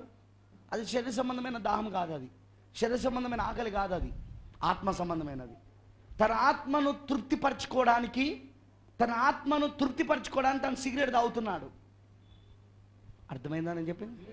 సినిమాలైనా అంతే, టీవీలైనా అంతే. హలో, మీకే చెప్పేది నేను. టీవీలైనా అంతే, ఇంకా పోవాలంటే వాట్సాప్లైనా ఫేస్బుక్లైనా ఇవన్నీ కూడా ఏంటిదో తెలుసా? నీ ఆత్మ సంబంధమైన దాహాన్ని తీర్చుకోవడానికి సాతాను పెట్టిన పద్ధతులు. అది నిజం. అది అందుకే ఒక్క వారం రోజులు నువ్వు టీవీ చూడకుండా ఉండలేవు. కెనాట్. ఒక వారం రోజులు టీవీ చూడకుండా ఉండలేవు. ఒక వారం రోజులు వాట్సాప్ను ఓపెన్ చేయకుండా, ఫేస్బుక్ను ఓపెన్ చేయకుండా ఉండలేవు. టిక్టాక్ను ఓపెన్ చేయకుండా ఉండలేవు. పబ్జీని ఓపెన్ చేయకుండా ఉండలేవు. గేమ్స్ని. వాయ్? నీ ఆత్మకున్న ఆకలి దాహాన్ని నువ్వు ఎలా తీర్చుకోవడం మొదలుపెట్టావంటే సాతాను పెట్టిన పద్ధతులలో. అర్థమైందా? అందుకే నువ్వు ఉండలేవు వాటిని విడిచిపెట్టి. ఒకవేళ నువ్వు ఉండాలని ప్రయత్నించినా పిచ్చిలేస్తా ఉంటుంది నీకు. టీవీ వద్దు ఈరోజు, రాత్రి 9 అయినా నిద్ర పట్టదు, 10 అయినా నిద్ర పట్టదు. ఈరోజు వాట్సాప్ ఓపెన్ చేయను నేను, ఈరోజు ఫేస్బుక్ ఓపెన్ చేయను, ఈరోజు నేను టిక్టాక్ ఓపెన్ చేయను నేను. ఉండలేవు. రాత్రి నిద్ర పట్టదు నీకు అది ఓపెన్ చేయకుండా. ఏంటిది అది? నీ ఆత్మకున్న ఆకలి దాహాన్ని అపవాది తన యొక్క విధానాలలో, తన యొక్క పద్ధతులలో నీకు తీర్చడం అలవాటు చేశాడు. దట్స్ వై, ఆ కారణమును బట్టి నువ్వు అవసరమైతే శరీరానికి ఉన్న ఆకలి దాహానైనా మర్చిపోతావు, కానీ ఆ సమయంలో నీ శరీరానికి ఉన్న ఆకలి దాహానైనా మర్చిపోతావు, కానీ నీ ఆత్మకున్న ఆకలి దాహాన్ని మాత్రం తీర్చుకుంటా ఉంటావు. మీకు అర్థమైందా? కొంచెం సిస్టర్స్ ఏమనుకోకండి, కొంచెం పడుతుంది ఇప్పుడు మీకు. నువ్వు లిప్స్టిక్ రాసుకోకుండా ఉండలేవు, నువ్వు ఆభరణాలు ధరించుకోకుండా ఉండలేవు. ఏదొక్కసారి ఆభరణాలు తీసేసి అద్దం ముందు నిలబడు, నీకు నువ్వే చూసుకోలేవు. దానికి కారణం ఏంటో తెలుసా? నీ ఆత్మకున్న ఆకలి దాహాన్ని నీ ఆభరణాల ద్వారా నువ్వు తీర్చుకుంటావు, నీ లిప్స్టిక్ ద్వారా నువ్వు తీర్చుకుంటున్నావు. That's true.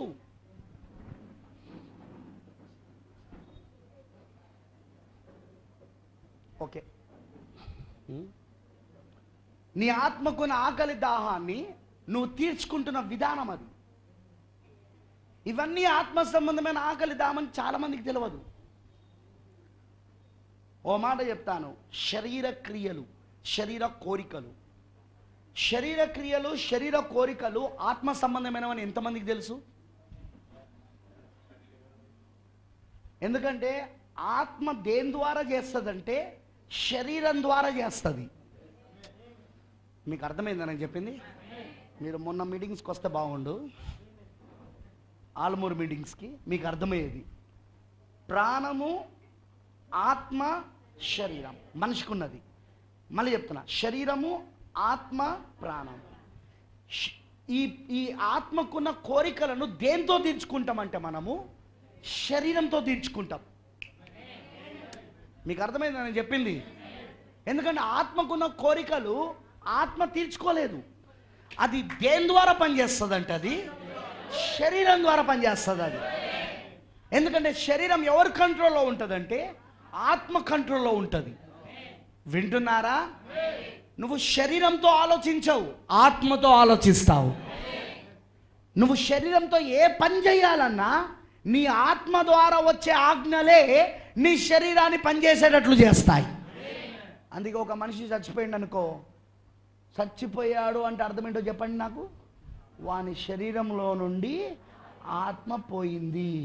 ఇప్పుడు లేచి నడుస్తుందా శరీరం? ఇప్పుడు ఏదైనా పని చేస్తుందా శరీరం? ఇప్పుడు ఏదైనా క్రియ చేస్తుందా శరీరం? శరీర క్రియ ఏది చెయ్యాలన్నా శరీరానికి ఏముండాలా? That's right. చాలా మంది ఏమనుకుంటారు, శరీర క్రియలు స్పష్టమై ఉన్నవి అనుడితోటి వాటిని ఏమనుకుంటారంటే శరీరము సంబంధించింది అనుకుంటారు. కాదు, యాక్చువల్లీ అది ఆత్మకు సంబంధించినవి. అది ఇంకా డీప్కి వెళ్తున్నా. వ్యభిచారం ఉంది. చక్కని భార్య ఉన్నాక, చక్కని భర్త ఉన్నాక ఇంకొక స్త్రీతో, ఇంకొక పురుషునితో ఎందుకు సంబంధాలు పెట్టుకుంటారు? ఎందుకంటే ఇప్పుడు ప్రజెంట్ అదే స్పిరిట్ బాగా పనిచేస్తుంది. నేను అనకూడదు కానీ సంఘాలన్నీ వ్యభిచారాలతో నిండిపోయి ఉన్నది, పాస్టర్తో సహా. ప్రజెంట్ పరిస్థితి అది. నేను వెళ్ళిన ప్రతి చోట నేను అవి విన్నా. నేను ఏంటిది ఇది? వ్యభిచారం ఏంటిది? It's not a body. అది శరీర కోరిక కాదు, అది ఆత్మకు సంబంధించిన దాహం. అది ఈ దాహాన్ని అపవాది పెట్టిన విధానంలో శరీర క్రియ ద్వారా, వ్యభిచారం ద్వారా తీర్చుకుంటున్నాడు. ఇప్పుడు మీకు అర్థమైందా నేను చెప్పింది? శరీర క్రియలు ఏవైతే ఉన్నాయో ఇవన్నీ కూడా ఆత్మ సంబంధమైన దాహాలు. అవి ఆత్మ సంబంధమైన ఆత్మ సంబంధమైన కోరికలు, ఆత్మ సంబంధమైన దాని ఏమంటారంటే ఆకలి. అది ఆ ఆకలి దాహాన్ని ఈ శరీర క్రియల ద్వారా తీర్చుకుంటున్నారు. త్రాగుడు, తాగేది శరీరంతో కానీ తీర్చుకుంటున్నది ఆత్మకు. సిగరెట్ తాగేది పెదవులతో, సిగరెట్ తోటే ఉఫ్ఫను ఊదుకుంటా, కానీ తీర్చుకుంటున్నది ఏంటో తెలుసా? ఆత్మను. సినిమాలు, టీవీలు, ఆభరణాలు చూస్తున్నది శరీరమే, కానీ తీర్చుకుంటుంది ఏంటో తెలుసా? ఆత్మది. మీకు ఇంత స్పష్టంగా చెప్పడం ఇక నా వల్ల కాదు, ఇంతకన్నా ఎక్కువ చెప్పడం, కానీ మీకు అర్థమవుతుందని నేను అనుకుంటున్నాను. అవునంటారా? ఎందుకంటే ఈరోజు మీ జీవితంలో మార్పు రావాలి. వస్తుంది, పరిశుద్ధాత్మ చేస్తాడు. ఎందుకంటే మీకు ఇప్పుడు మీ ఆత్మకున్న ఆకలి దాం ఎలా తీర్చుకోవాలో కూడా చెప్తాను నేను. ఇవన్నీ సాతాను పెట్టిన పద్ధతులు, ఇవన్నీ అపవాది పెట్టిన పద్ధతులు ఇవన్నీ. అవునంటారా? ఈ పద్ధతులకు మానవుణ్ణి అలవాటు చేసి వాడు ఏం చేశాడంటే ఆ మనోరంజక కార్యక్రమాలు, ఆ సంతోషంగా శరీర సంబంధమైన కోరికలు, శరీర సంబంధమైన ఆశల ద్వారా, కోరికల ద్వారా, క్రియల ద్వారా వాడు ఏం చేయడం మొదలుపెట్టాడంటే వాడి ఆత్మను తృప్తిపరచడం మొదలుపెట్టాడు. కానీ చివరికి ఆ వ్యక్తి ఏమవుతాడంటే అటు శరీరము నాశనం అవుతుంది, అతని ఆత్మ నరకంలో పడుతుంది. అక్కడ వాడు మద్యము తాగినప్పుడు చాలా బాగా అనిపిస్తుంది, వాడికి ఆత్మ తృప్తి అవుతుంది, శరీరం తృప్తి అవుతుంది. కానీ వాని లివర్ చెడిపోతూ ఉన్నది, వాని లివర్ని నాశనం చేస్తూ ఉన్నది, వాని కాలేయాన్ని నాశనం చేస్తూ ఉన్నది, వాని ఊపిరితిత్తులను నాశనం చేస్తూ ఉన్నది. వాడు సిగరెట్ తాగుతున్నప్పుడు సేమ్ థింగ్, అదే పని. వ్యభిచరిస్తున్నప్పుడు అదే పని. శరీరము నాశనం అవుతుంది, ఆత్మ నాశనం అవుతుంది. 2 థింగ్స్. అపవాది పెట్టిన పద్ధతిలో నీ ఆత్మ సంబంధమైన ఆకలి దాహాన్ని తీర్చుకోవడం మొదలు పెడితే నీ శరీరము, నీ ఆత్మ రెండు నాశనం అవుతాయి. కానీ దేవుడు పెట్టిన పద్ధతిలో నువ్వు అదే ఆత్మ సంబంధమైన ఆకలి దాన్ని తీర్చుకుంటే నీ శరీరము స్వస్థత పొందుకుంటుంది, నీ ఆత్మ కూడా స్వస్థత పొందుకుంటుంది. That's true. అది నిజమది. జాగ్రత్త వినండి. మీరు ఇలా అనవచ్చు, బ్రదర్ త్రాగే దాంట్లో ఉన్నంత ఆనందం దేవుడు పెట్టిన పద్ధతిలో ఉన్నదా? సిగరెట్ తాగుతున్నప్పుడు ఉండే ఆ సంతృప్తి దేవుడు పెట్టిన పద్ధతిలో ఉందా? ఆ టీవీ చూస్తున్నప్పుడు, ఆ సినిమాలు చూస్తున్నప్పుడు, వగేరా వగేరా ఎక్స్ట్రా ఇక నేను అన్నీ చెప్పను, అవన్నీ చేస్తున్నప్పుడు ఉండే ఆనందము, సంతోషం నిజంగా దేవుడు పెట్టిన పద్ధతిలో ఉందా? చూద్దాం. ప్రారంభంలో నేను క్రీస్తుని నమ్మినప్పుడు నా ఏజ్ 16 years, 16 సంవత్సరాలు వయసు నాది. యవనస్తుని, వెరీ యంగ్ ఏజ్. అప్పుడే యేసుని నమ్మినాను ఇంటర్ ఫస్ట్ ఇయర్లో. అందరూ కాలేజ్కి అమ్మాయిలతో తిరగడానికి వస్తే నేను మాత్రం బైబిల్ చదువుకోవడానికి పోయేటోని. నా జోబులో బైబిల్ ఉండేది, ఒక చిన్న బైబిల్, న్యూ టెస్టమెంట్ బైబిల్ ఉండేది, ఇంగ్లీష్ బైబిల్. దాన్ని పట్టుకొని వెళ్ళేవాడిని నేను. నాకు కాలేజ్లో ఆ రోజు పీరియడ్ లేదంటే మ్యాథ్స్ సార్ రాలేదు, లేకపోతే బయాలజీ సార్ రాలేదు, సంబడి సార్ రాలేదు అంటే నేను కూర్చొని అక్కడ వాక్యం చదువుతునేవాడిని. నన్ను చూసి ఎగతాళి చేసే దాంట్లో ఫస్ట్ క్రిస్టియనే ఉండేవాళ్ళు. నీకు కొత్త మురుపురా, నువ్వు కొత్తగా వచ్చినావు కదా, అందుకే అట్లనే ఉంటుంది నీకు అనేటవాళ్ళు నన్ను, నా ఫ్రెండ్స్. నేను పట్టించుకునేవాడిని కాదు. ఒకసారి ఒక పాస్టర్ నాతో ఇలా అన్నాడు, నువ్వు యవనస్తుడివి, ఖచ్చితంగా నువ్వు పడిపోతావు, కన్ఫామ్గా నువ్వు పడిపోతావు. నువ్వు చక్కగా ఉన్నావు, అందంగా ఉన్నావు, స్టైల్గా ఉన్నావు, కాబట్టి ఖచ్చితంగా నువ్వు పడిపోతావు అని అన్నాడు. ఎవరు? పాస్టర్ నాతో అన్నది. అప్పుడు నేనన్నాను, ఓకే సార్, నువ్వు చెప్పినట్టుగానే నేను పడిపోతానని అనుకుందాం, కానీ నేను పడిపోవాలంటే ఒక కండిషన్. నేను అన్నది ఇది, నేను పడిపోవాలంటే ఒక కండిషన్. ఏంటిది అది అన్నాడు. నువ్వు చెప్పినట్టుగా అమ్మాయిలతో తిరిగితే దొరికే సంతోషము, దేవుని దగ్గర నేను ప్రార్థన చేస్తున్నప్పుడు, వాక్యం చదువుతున్నప్పుడు ఇచ్చేదానికంటే ఎక్కువ సంతోషము నాకు ఆ అమ్మాయిల దగ్గర దొరికితే నేను పడిపోతా. నువ్వు చెప్పినట్లుగా ఒకవేళ నేను నా ఫ్రెండ్స్తో కలిసి బీర్ తాగడానికో, లేకపోతే విస్కీ తాగడానికో, బ్రాండీ తాగడానికో, ఇంకేదో మద్యపానం తాగడానికో నేను ఒకవేళ వెళ్తున్నాను అనుకో, అందులో నాకు దొరికే సంతృప్తి ఏదైతే ఉంటుందో దానికంటే ఆ సంతృప్తి కంటే ఇక్కడ యేసుక్రీస్తు దగ్గర నేను ప్రార్థన చేస్తున్నప్పుడు, నేను పాటలు పాడుతున్నప్పుడు, నేను వాక్యాన్ని ధ్యానిస్తున్నప్పుడు దొరికే సంతృప్తి కంటే అక్కడ నాకు ఎక్కువ దొరుకుతుందంటే నువ్వు అన్నట్టు ఖచ్చితంగా పడిపోతా. నువ్వు అన్నట్టు నేను ఖచ్చితంగా పడిపోతా.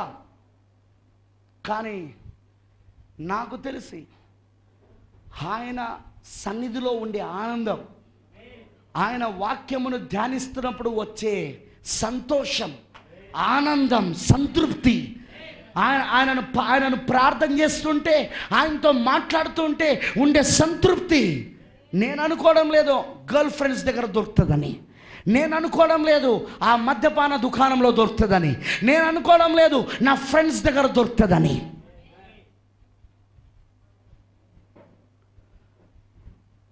దట్స్ ట్రూ, అది నిజం. పీపుల్ డోంట్ నో, ప్రజలకు తెలియదు. ప్రజలు అనుకుంటున్నారు ఈ క్రీస్తు దగ్గరకు వచ్చే సంతృప్తి ఏదైతే ఆయన వాక్యం ధ్యానిస్తున్నప్పుడు, ప్రార్థిస్తున్నప్పుడు, ఆయన సన్నిధిలో మనం గడుపుతున్నప్పుడు దొరికే సంతృప్తి, బయట దొరుకుతున్న ఎంటర్టైన్మెంట్స్, మనోరంజక కార్యక్రమాలు ఏవైతే ఉంటున్నాయో వాటిలో ఇంకెక్కువ దొరుకుతుందని అనుకుంటున్నారు. కానీ తప్పది, చాలా తప్పది. ఎందుకంటే దేవుడు మానవుని ఆత్మను సృష్టించిన వాడు. వింటున్నారా? God created the spirit. దేవుడి ఆత్మను సృష్టించాడు ఆయన. కాబట్టి దీన్ని ఎలా సంతృప్తి పరచాలో కూడా దేవుడికి తెలుసు.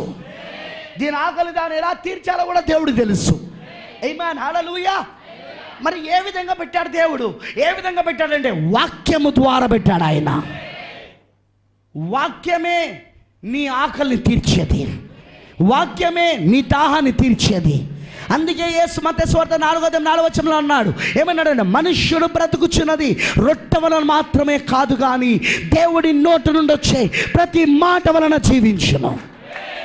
నువ్వు వాక్యం అనే జీవాహారాన్ని తీసుకున్నప్పుడు, నువ్వు వాక్యం అనే జీవ జలాన్ని త్రాగుతున్నప్పుడు నీకు దాంట్లో దొరికేంత సంతృప్తి ప్రపంచంలో ఎక్కడ లేదని నేను సవాల్ చేసి చెప్పగలను ఈ రోజున. I can challenge. నేను ఈ విషయంలో సవాల్ చేయగలను, ఎందుకంటే నేను 25 ఏళ్ళ నుండి అనుభవంలో ఉన్నాను. ఓకే, కీర్తన, మొదటి కీర్తన మనందరు బాగా తెలిసిన కీర్తన చదువుదాం. దావీదు రచించిన కీర్తన. దుష్టుల ఆలోచన చొప్పున నడవక, పాపుల మార్గమున నిలవక, అపహాసకులు కూర్చున్న చోటను. ఓలో, ఇవి సాధ్యమా? క్వశ్చన్ ఇప్పుడు ఎందుకో తెలుసా? ఇవి సాధ్యమా? దుష్టుల ఆలోచన చొప్పున నడవక, పాపుల మార్గమున నిలవక, అపహాసకులు కూర్చున్న చోట కూర్చుండక, యెహోవా ధర్మశాస్త్రమునందు ఆనందించుచు దివారాత్రములు దానిని ధ్యానించేవాడు ధన్యుడై ఉన్నాడు. ఆమేన్. సాధ్యమే. ఎందుకంటే నువ్వు దుష్టుల ఆలోచనలు నీకు ఎందుకు కలుగుతావో చెప్పాలా? నీ ఆత్మకు నా ఆకలి దాహం. నువ్వు పాపుల మార్గంలో ఎందుకు వెళ్తావో తెలుసా? నీ ఆత్మకు నా ఆకలి దాహం. నువ్వు అపాసకులతో కూర్చొని ఎందుకు వాళ్ళతో వాడిట్లా వీడట్లా అని అపాసం చేస్తావో తెలుసా? నీ ఆత్మకు నా ఆకలి దాహం. కానీ ఇప్పుడు నీ ఆత్మకు నా ఆకలి దాహాన్ని అదిగో అక్కడ చెప్పాడే, యెహోవా ధర్మశాస్త్రమును ఆనందించుచు దివారాత్రులు దానిని ధ్యానించువాడు ధన్యుడై ఉన్నాడు. ఆమేన్. నువ్వు గనక దేవుడు వాక్యాన్ని దివారాత్రులు ధ్యానించడం మొదలు పెడితే నీకు అందులో ఆనందము దొరుకుతుంది, అందులో నీకున్న ఆకలి దాహము తీర్చబడుతుంది. ఎందుకంటే వాక్యమే జీవాహారము కనుక, వాక్యమే జీవజలము కనుక నీ ఆత్మ సంబంధమైన ఆకలిని, నీ ఆత్మ సంబంధమైన దాహాన్ని ఇప్పుడు వాక్యం తీరుస్తూ ఉంటే నీకు దుష్ట ఆలోచనలు రావిగా. పాపుల మార్గంలో ఉండడానికి ఇష్టపడవు నువ్వు. నో సార్, పాపుల మార్గంలో ఉండడానికి నువ్వు ఇష్టపడవిగా. 119 కీర్తనలో అంటాడు, నీ ఎదుట నేను పాపము చేయకుండా ఉండుటకై నా హృదయములో నీ వాక్యమును ఉంచుకుంటుని. వాక్యం హృదయంలో ఉంటే చెడ్డ ఆలోచనలు ఎట్లా వస్తాయి? ఎందుకంటే ఎవడైనా పాపం చేయాలంటే హృదయంలో ముందు ఆలోచనలు రావాలి. ఒప్పుకుంటారా మీరు? ఆలోచన లేకుండా ఎవడన్నా పాపం చేస్తాడా? ముందు పాపం ఎక్కడ మొదలవుతుంది తెలుసా? ఆలోచనల, మనస్సులో మొదలవుతుంది. మనసు దగ్గర నుండి అప్పుడు క్రియలోనికి వస్తుంది. అసలు మనసులోనే లేకపోతే, మీకు అర్థమైందని అన్నది?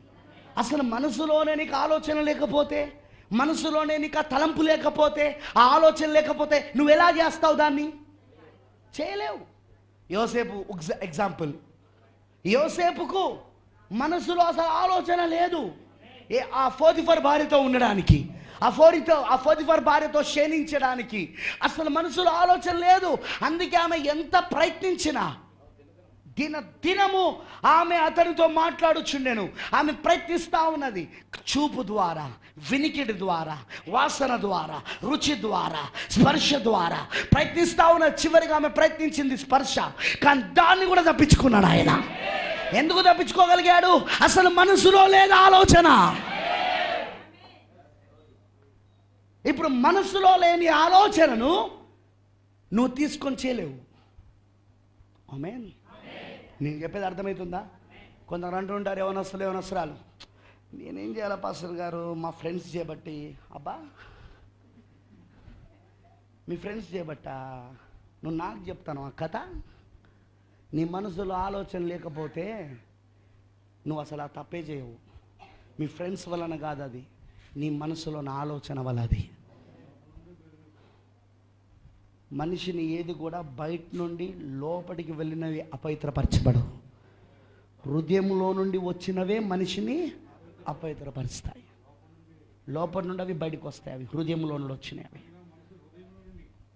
ఆమేన్. దురాలోచనలు, జారత్వములు, దొంగతనములు, చూడండి, ఇవన్నీ కూడా శరీరంతో చేసేవి. కానీ ఆలోచనలు ఎక్కడ మొదలవుతాయి? లోపల, ఆత్మలో నుండి, హృదయంలో నుండి. అవునా కాదా? ఇప్పుడు మనం జయించాల్సింది ఎక్కడ తెలుసా? బయట కాదు, ఆత్మలో, హృదయంలో జయించాల. హృదయంలో జయించావనుకో నువ్వు సమస్తాన్ని జయించవచ్చుగా. నీకు ఆలోచనలే లేకపోతే నువ్వు పాపము నుండి తప్పించుకోగలుగుతావు. పాపం చేయకుండా నువ్వు అక్కడి నుండి తప్పించుకోగలుగుతావు. ఒకవేళ నీకు ఆలోచన లేకపోతే ఫ్రెండ్స్ అంటారు సినిమా పోదాం రారా, కానీ నువ్వు అంటావు నాకు టైం లేదు, నేను ఇంటికి వెళ్ళాలి, నాకు పని ఉంది. లేదు పాస్టర్ గారు ఫ్రెండ్స్ నన్ను బలవంతంగా తీసుకుపోయారు, అదే నీ ఆలోచన, అదే నీ హృదయంలో నుండి వచ్చిన ఆలోచన, అది నీ ఫ్రెండ్స్ బలవంతం కాదు. నీకు ఆలోచన లేకపోతే నువ్వు పోవు. వింటున్నారా? ఫ్రెండ్స్ అంటారు దారా ఈరోజు నేను పార్టీ ఇద్దాం అనుకుంటున్నాను, బీరు పార్టీ, వెళ్దాంపా, తోటకి వెళ్దాంపా, ఈరోజు రాత్రంతా ఫుల్ పార్టీ. నువ్వు అంటావు సారీ నాకు టైం లేదు, ఐ డోంట్ హ్యావ్ టైం, నాకు ఈ రాత్రి నేను రాలేను. అయ్యో ఏంటిరా నేను రాలేను, ఎందుకు? నీ హృదయంలో ఉన్న ఆలోచన ఇప్పుడు అక్కడికి వెళ్ళొద్దనుంది. అక్కడికి ఆమేన్. గుర్తుంచుకోనండి, దుష్టుల ఆలోచన చొప్పున నడవక.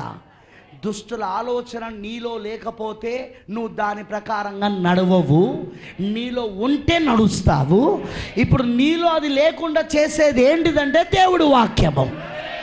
వాక్యాన్ని నువ్వు తీసుకోవడం మొదలుపెట్టినప్పుడు, నువ్వు వాక్యాన్ని తినడం మొదలుపెట్టినప్పుడు, నువ్వు వాక్యాన్ని తాగడం మొదలుపెట్టినప్పుడు, నీలోని ఆత్మకున్న ఆకలి దాహము తీర్చబడుతూ ఉంటే అప్పుడు నీ హృదయంలో సంతృప్తి కలుగుతుంటుంది. కాబట్టి దుష్టుల ఆలోచన చొప్పున నువ్వు నడవవు, అపాసుకులు కూర్చున్న చోట నువ్వు కూర్చోవు, పాపులు నిలిచిన మార్గంలో నువ్వు ఉండవిగా.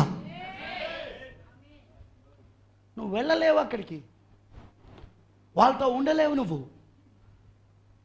ఆమేన్. నీ ఆత్మకున్న ఆకలి దాహం ఇప్పుడు వాక్యం ద్వారా తీర్చబడుతున్నది. వాక్యం నేను తృప్తిపరుస్తున్నది. అందుకే అక్కడ దేంతో పోలుస్తున్నాడంటే, కిందికి వస్తే యాక్చువల్గా కాలువ కాదు, ఇంగ్లీష్లో కాలువ అని లేదు, ఎందుకంటే కాలువ కూడా ఎండిపోతుంది. ఎండిపోదా? కాలువలో కూడా ఎండిపోవా? యాక్చువల్గా అక్కడ వాటర్స్ ఆఫ్ రివర్, ఇంగ్లీష్లో ఏముంటుందంటే వాటర్స్ ఆఫ్ రివర్ అంటే నదుల నీరు, నది యొక్క నీటి వాగు, నది యొక్క నీటి యోరణ నాటబడినదై. ఎందుకంటే నది ఎప్పుడు కూడా ఎండిపోదు. ఎప్పుడైనా మీరు గోదావరి ఎండిపోయినట్టు చూసారా? ఎవరైనా చూసారా? ఇక్కడ ఎండిపోదు, అది జీవనది, అది ఎప్పుడు పారుతూనే ఉంటుంది. అది వింటున్నారా? అది ఎప్పుడు పారుతూనే ఉంటుంది. ఇప్పుడు ఆ నది యోరణ, ఆ నది నీట యోరణ నాటబడినదై ఆకువాడగా తన కాలమందు ఫలమిచ్చు చెట్టు వలె ఉండును. ఆమేన్. దేవుడికి మమకరుడు గాక. ఏం చేస్తుంది ఆ చెట్టు? ఎప్పుడు దానికి నీరు దొరుకుతూ ఉంటుంది. అక్కడ అది నీరు దొరుకుతూ ఉంటే అది ఏం చేస్తూ ఉంటుంది? ఆ నీరును తాగుతూ అది ఫలించబడతా ఉంటుంది. అది ఆకు వాడక తన కాలమును ఫలించు చెట్టు వలె ఉంటుంది. అది సేమ్ అదే విధంగా దివారాత్రులు దేవుడు వాక్యాన్ని ఆనందిస్తూ ధ్యానించేవాడు కూడా ఎల్లప్పుడూ అలానే ఉంటాడంటున్నాడు కీర్తనకారుడు. శోధన కలిగిందా? వాక్యం ధ్యానించు. శ్రమ వచ్చిందా? వాక్యాన్ని ధ్యానించు. ఒకవేళ ఒత్తిడి అనిపిస్తున్నదా, టెన్షన్ అనిపిస్తున్నదా, వాక్యాన్ని ధ్యానించు. ఏదైనా అపవాది నీ పైకి ఏదైనా తీసుకొస్తున్నాడా, వాక్యాన్ని ధ్యానించు. యేసన్నాడు మనుష్యుడు బ్రతుకుచున్నది రొట్టె వలన మాత్రము కాదు కానీ దేవుని నోటి నుండి వచ్చే ప్రతి మాట వలన జీవించును అన్నాడు ఆయన. నువ్వు వాక్యాన్ని ధ్యానించు. మనకు మెయిన్ ప్రాబ్లం ఏంటో తెలుసా? మనం వాక్యాన్ని క్యాలెండర్లో ధ్యానిస్తాం, లేదా ఒక కీర్తనను ధ్యానిస్తాం. ఒకటి కీర్తన. హిందువులు కదా, శుభముహూర్తాలు ఏమో నేను చూద్దామని చూసుకున్నట్టు క్యాలెండర్లా. అది కాదు, ప్రతి మాట. ఆది కాండం మొదలుకొని ప్రకటన గ్రంథం వరకు 66 పుస్తకాలు నీకు ఆహారము, నీకు ఆహారము, నీకు జీవజలం. అది ఈ జీవాహారాన్ని దివారాత్రులను తినాలి. సరే, మీకు ఇప్పుడు భౌతికమైనది ఆత్మీయమైనది ఇంకొక 5 నిమిషాల టైం ఉంది, ఇంకో 10 నిమిషాల టైం ఉంది. మీకు ఇప్పుడు భౌతికమైనది ఆత్మీయమైనది చూపిస్తాను నేను, ఓకేనా? పొద్దున లేసుడితో ఏం చేస్తావు? కాలకృత్యాలు తీర్చుకున్నాక టిఫిన్ చేస్తావా? శరీరానికి ఉన్న ఆకలి తీరింది, టీ తాగుతాం, మంచినీళ్ళు తాగుతాం, అవునా? మళ్ళీ 11వ మళ్ళీ మొదలవుతుంది. మరలా ఏదో ఒకటి తింటామా? తినమా? మరలా ఒకటే ఉడుతో ఏమవుతుంది? మరలా ఏదో ఒకటి తినడానికి వెళ్తాం, మళ్ళీ మనం భోజనం చేస్తామా చేదా? ఆ తర్వాత మళ్ళీ 3-4 అవర్తోటే మరలా టిఫిన్ కావాలి, మరలా సాయంత్రం స్నాక్స్ కావాలి, మరలా ఏదైనా జ్యూసులు కావాలి, అవునా? ఆ తర్వాత తాగినాక ఆ తర్వాత మళ్ళీ నైట్ రావడుతుంటే మళ్ళీ 9 గంటలకు మళ్ళీ భోజనం చేస్తాం. భోజనం చేసిన తర్వాత ఒకవేళ రాత్రి 12 గంటల వరకు మెలకువగా ఉన్నామనుకో, మళ్ళీ మధ్యరాత్రి అవుతుంటే మళ్ళీ అమ్మ ఏమైనా ఫ్రిడ్జ్లో పెట్టిందేమో చూద్దాం. నీ శరీరానికి 24 గంటలు నువ్వు ఎలాగైతే ఆకలి దాహాన్ని తీర్చుకుంటున్నావో, మరి నీ ఆత్మకు కూడా ఆకలి దాహం 24 గంటలు అవుతుంది. అందుకే దివారాత్రులు ధ్యానించేవాడు అని ఉంది అక్కడ. ఏదో పొద్దున్న లేసానో ఒక కీర్తన చదివిన, దేవానికి వందనాలు స్తోత్రం, ఈ కీర్తన ప్రకారం నాకు ఈ వాగ్దానం చెప్పిన నడిపించు. ఈరోజు క్యాలెండర్లో వాగ్దానం ఏంటిది? క్యాలెండర్ వాగ్దానం చదివి అన్నీ బాగానే ఉంటాయి. వాళ్ళు తక్కువ ప్రింట్ చేసేటోళ్ళు అది చదివేసి వెళ్ళిపోతాం. సరే, ఇప్పుడు శరీరాన్ని కూడా అట్లనే చేద్దాం. పొద్దున్న లేసుడితో ఒక గ్లాసుడు పాలు తాగి వెళ్ళిపోదాం. మళ్ళీ నెక్స్ట్ డే పొద్దున వరకు మళ్ళీ గ్లాసు పాలు తాగి మళ్ళీ వెళ్దాం. బతుకుతావా చస్తావా? చెప్పండి, బ్రతుకుతావా చస్తావా? కొద్ది రోజులలో ఆసుపత్రికి పోక తప్పదు. మరి శరీరం యొక్క ఆకలి దాన్ని తీర్చుకోవడానికి 24 గంటలు నువ్వు ఏదో ఒకటి తింటున్నావు, ఏదో ఒకటి తాగుతున్నావు. మరి ఆత్మకున్న ఆకలి దాహం. అందుకే వాట్సాప్లు, ఫేస్బుక్లు, టీవీలు, సినిమాలు, తాగుడు, ఇవన్నీ ఎందుకు అనుకుంటున్నావు? అందుకే. కానీ మీరు ఒక్కసారి దేవుడు పెట్టిన పద్ధతిలోకి రండి. మీరు రోజు ఉదయం నుండి రాత్రి దాకా అవకాశం దొరికినప్పుడల్లా వాక్యం చదివి ప్రార్థన చేయండి. అవకాశం దొరికినప్పుడల్లా వాక్యం చదవండి. అవకాశం దొరికినప్పుడల్లా దేవుడి వాక్యం ధ్యానించండి. టైం పెట్టుకోకండి, టైం పెట్టుకోవద్దు. నీకెప్పుడు అవకాశం దొరికితే అప్పుడు చేసేస్తాయి. ఎందుకంటే బైబిల్ ఏమంటారంటే దివారాత్రులు. మనం శరీరాన్ని కూడా ఎప్పుడు టైం పెట్టుకోం. ఎప్పుడు ఆకలి అయితే అప్పుడే వేసేసుడే దాన్ని, ఎప్పుడు దాహం వేస్తే అప్పుడే తాగేస్తాం, అవునా కాదా?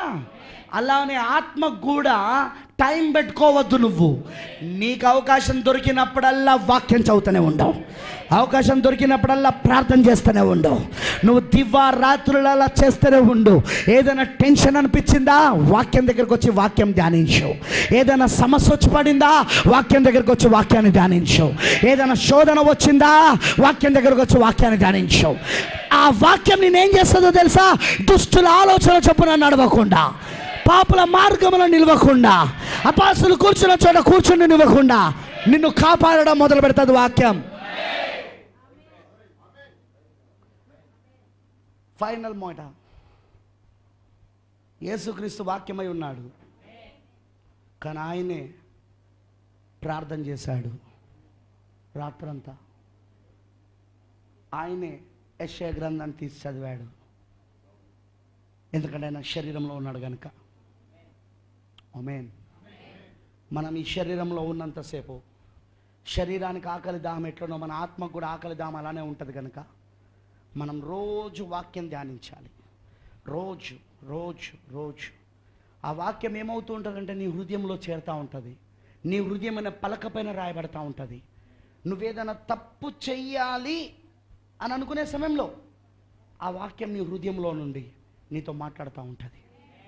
నువ్వేదైనా పాపము చెయ్యాలి అని అనే సమయంలో ఆ వాక్యం నీ హృదయంలో ఉండి నిన్ను పాపము చేయకుండా నిన్ను ఆపుతూ ఉంటుంది.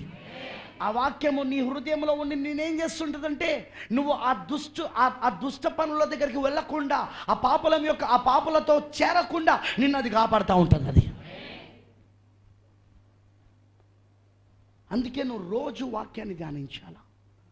రోజు రోజు రోజు, వారానికి ఒకసారి కాదు, ఎప్పుడో ఒకసారి కాదు. ఆదివారం చర్చ్కి వచ్చినామంటే, బైబిల్ తీసామంటే, పాస్టర్ చూపించిన రిఫరెన్స్లు చదివినామంటే ఆ తర్వాత మూసేసి తీసుకెళ్ళి ఎక్కడ పడేస్తామో కూడా తెలియదు. ఒకవేళ మనకు దానికి ఒక చోటు ఉండొచ్చు, అక్కడ ఉన్నామంటే ఇక మళ్ళీ వచ్చే ఆదివారం దాకా దాన్ని ముట్టం. అది కాదు, అది నీ ఆకలి దాన్ని తీర్చడానికి దేవుడు పెట్టిన ఆత్మీయ ఆహారము, ఆత్మీయ జీవజలం. అది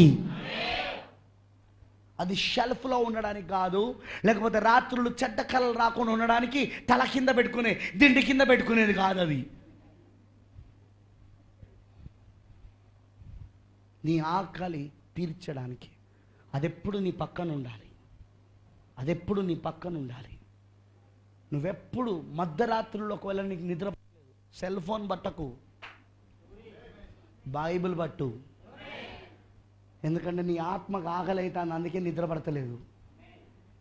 సెల్ ఫోన్ పట్టుకున్నావు అనుకో, వాట్సాప్ మొదలవుతుంది, టిక్ టాక్ మొదలవుతుంది, పబ్జి మొదలవుతుంది. దాంతో తృప్తిపరుచుకుంటావు, కరెక్టే. కానీ అది నిన్నేం చేస్తుంది తెలుసా?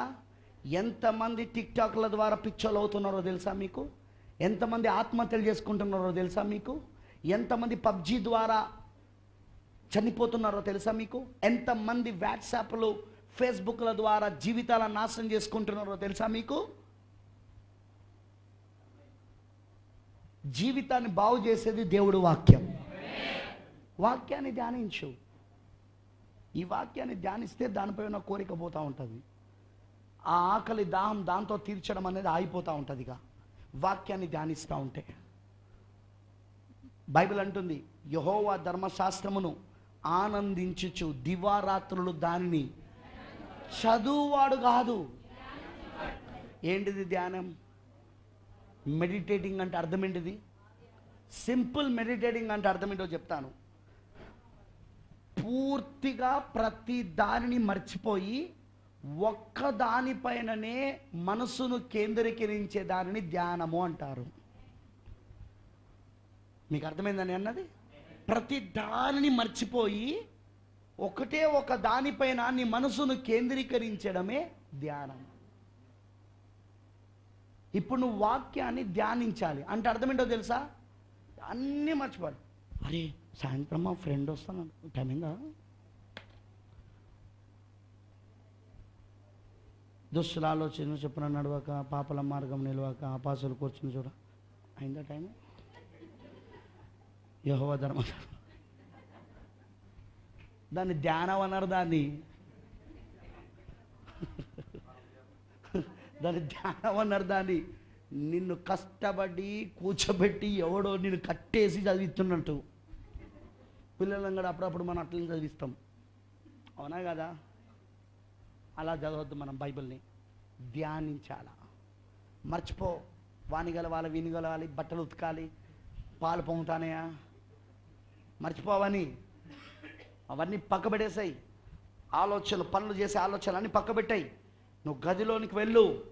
నీ యొక్క ఎంతమంది ఇంట్లో ప్రార్థన గదులు ఉన్నాయి? లేవా? హిందువులు నయం, పూజ గదులు పెట్టుకుంటారు. క్రైస్తవులు ఉన్నారు దరిద్రులు, నా ప్రార్థన గది లేదు. మా ఇంటికి వెళ్తే పూజ గది ఉంటుంది, మా అమ్మ వాళ్ళ ఇంటికి వెళ్తే, మా చుట్టాలు ఎవరింటికి వెళ్ళినా పూజ గదులు ఉంటాయి. ఆ గదిలోకి ఎవరిని రానియరు, వాళ్ళు ఎవరిని పోనీయరు. మనకు ప్రార్థన గది లేదు, దేవునితో మాట్లాడే గది లేదు, దేవుడి వాక్యం ధ్యానించే గది లేదు. అన్నీ ప్లాన్ చేస్తాం, కానీ ప్రార్థన గది మాత్రం ప్లాన్ చేయం. ఇప్పటి నుండైనా మొదలు పెట్టండి. ఇప్పుడైనా ఒకవేళ ఇంటిపైన వేసే అవకాశం ఉందా? వేసేయండి. ఒక రూమ్ వేసేయండి, అక్కడ స్పెషల్ ఒక రూమ్ కట్టేసేయండి. అదేంటో తెలుసా? నువ్వు ప్రార్థన చేసే గది అది.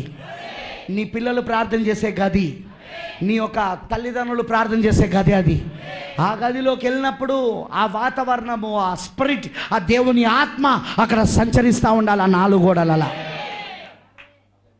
ప్రార్థన గది ఉండాలి మనకు. ఒకవేళ ఇప్పుడు మీకు ప్రార్థన గది లేకపోతే మీ బెడ్రూమే ఇప్పుడు మీ ప్రార్థన గది. మీ యొక్క పడక గది ఇప్పుడు ప్రార్థన గది. నువ్వేం చేయాలా? నువ్వు తలుపేసేసుకోవాలి, నీ బెడ్రూమ్లో మోకరించాలి, దేవుని దగ్గర ప్రార్థన చేయడం మొదలు పెట్టాలి, వాక్యాన్ని ధ్యానించాలి. టైం చూసుకోవద్దు, ధ్యానించాలి. అక్కడ కష్టపడి చదవద్దు, వాక్యాన్ని ఇష్టపడి చదవాలా.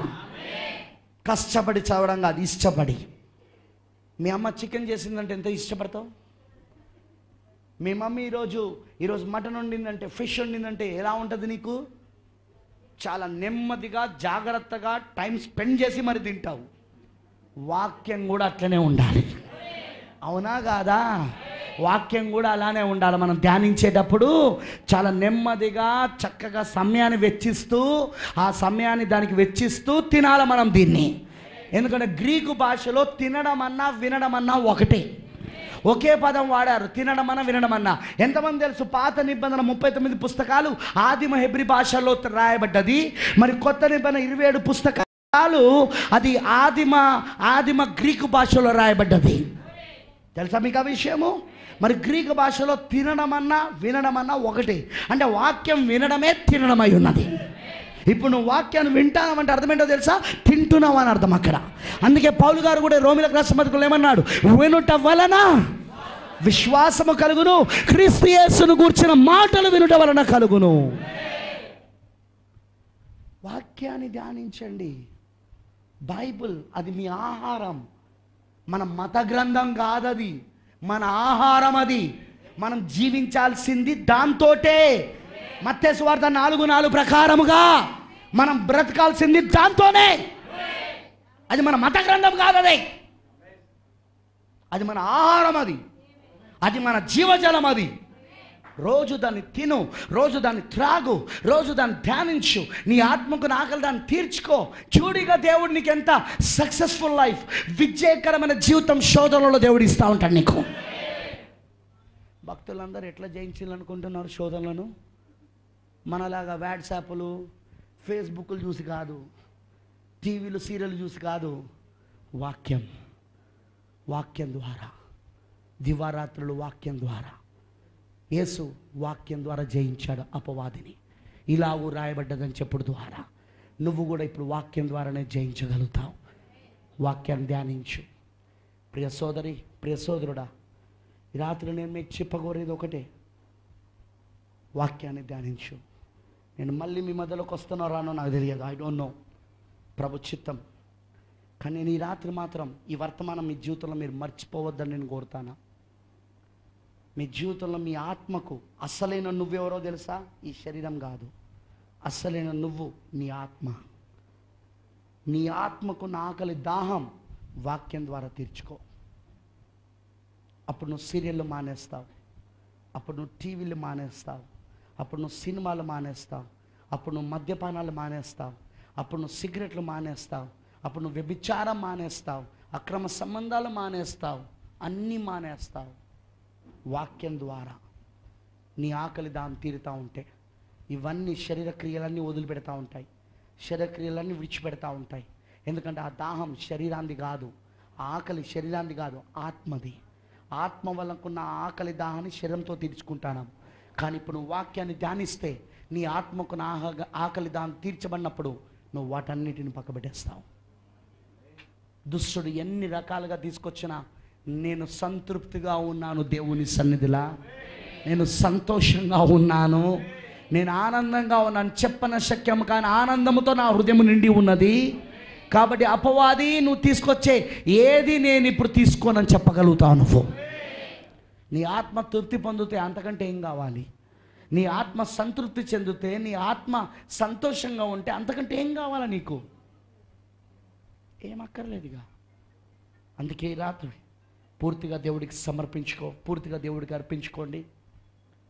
ఇప్పటికైనా వాక్యం మొదలుపెట్టండి. వాక్యానికి ఎక్కువ ప్రాముఖ్యత ఇవ్వండి. వాక్యము ప్రార్థన, వాక్యము ప్రార్థన రెండు సమానంగా ఉండాలి. చేయండి, దేవుడు మిమ్మల్ని దీవిస్తాడు. మీకు తెలిసిపోతుంది, మీకే మార్పు తెలుస్తుంది.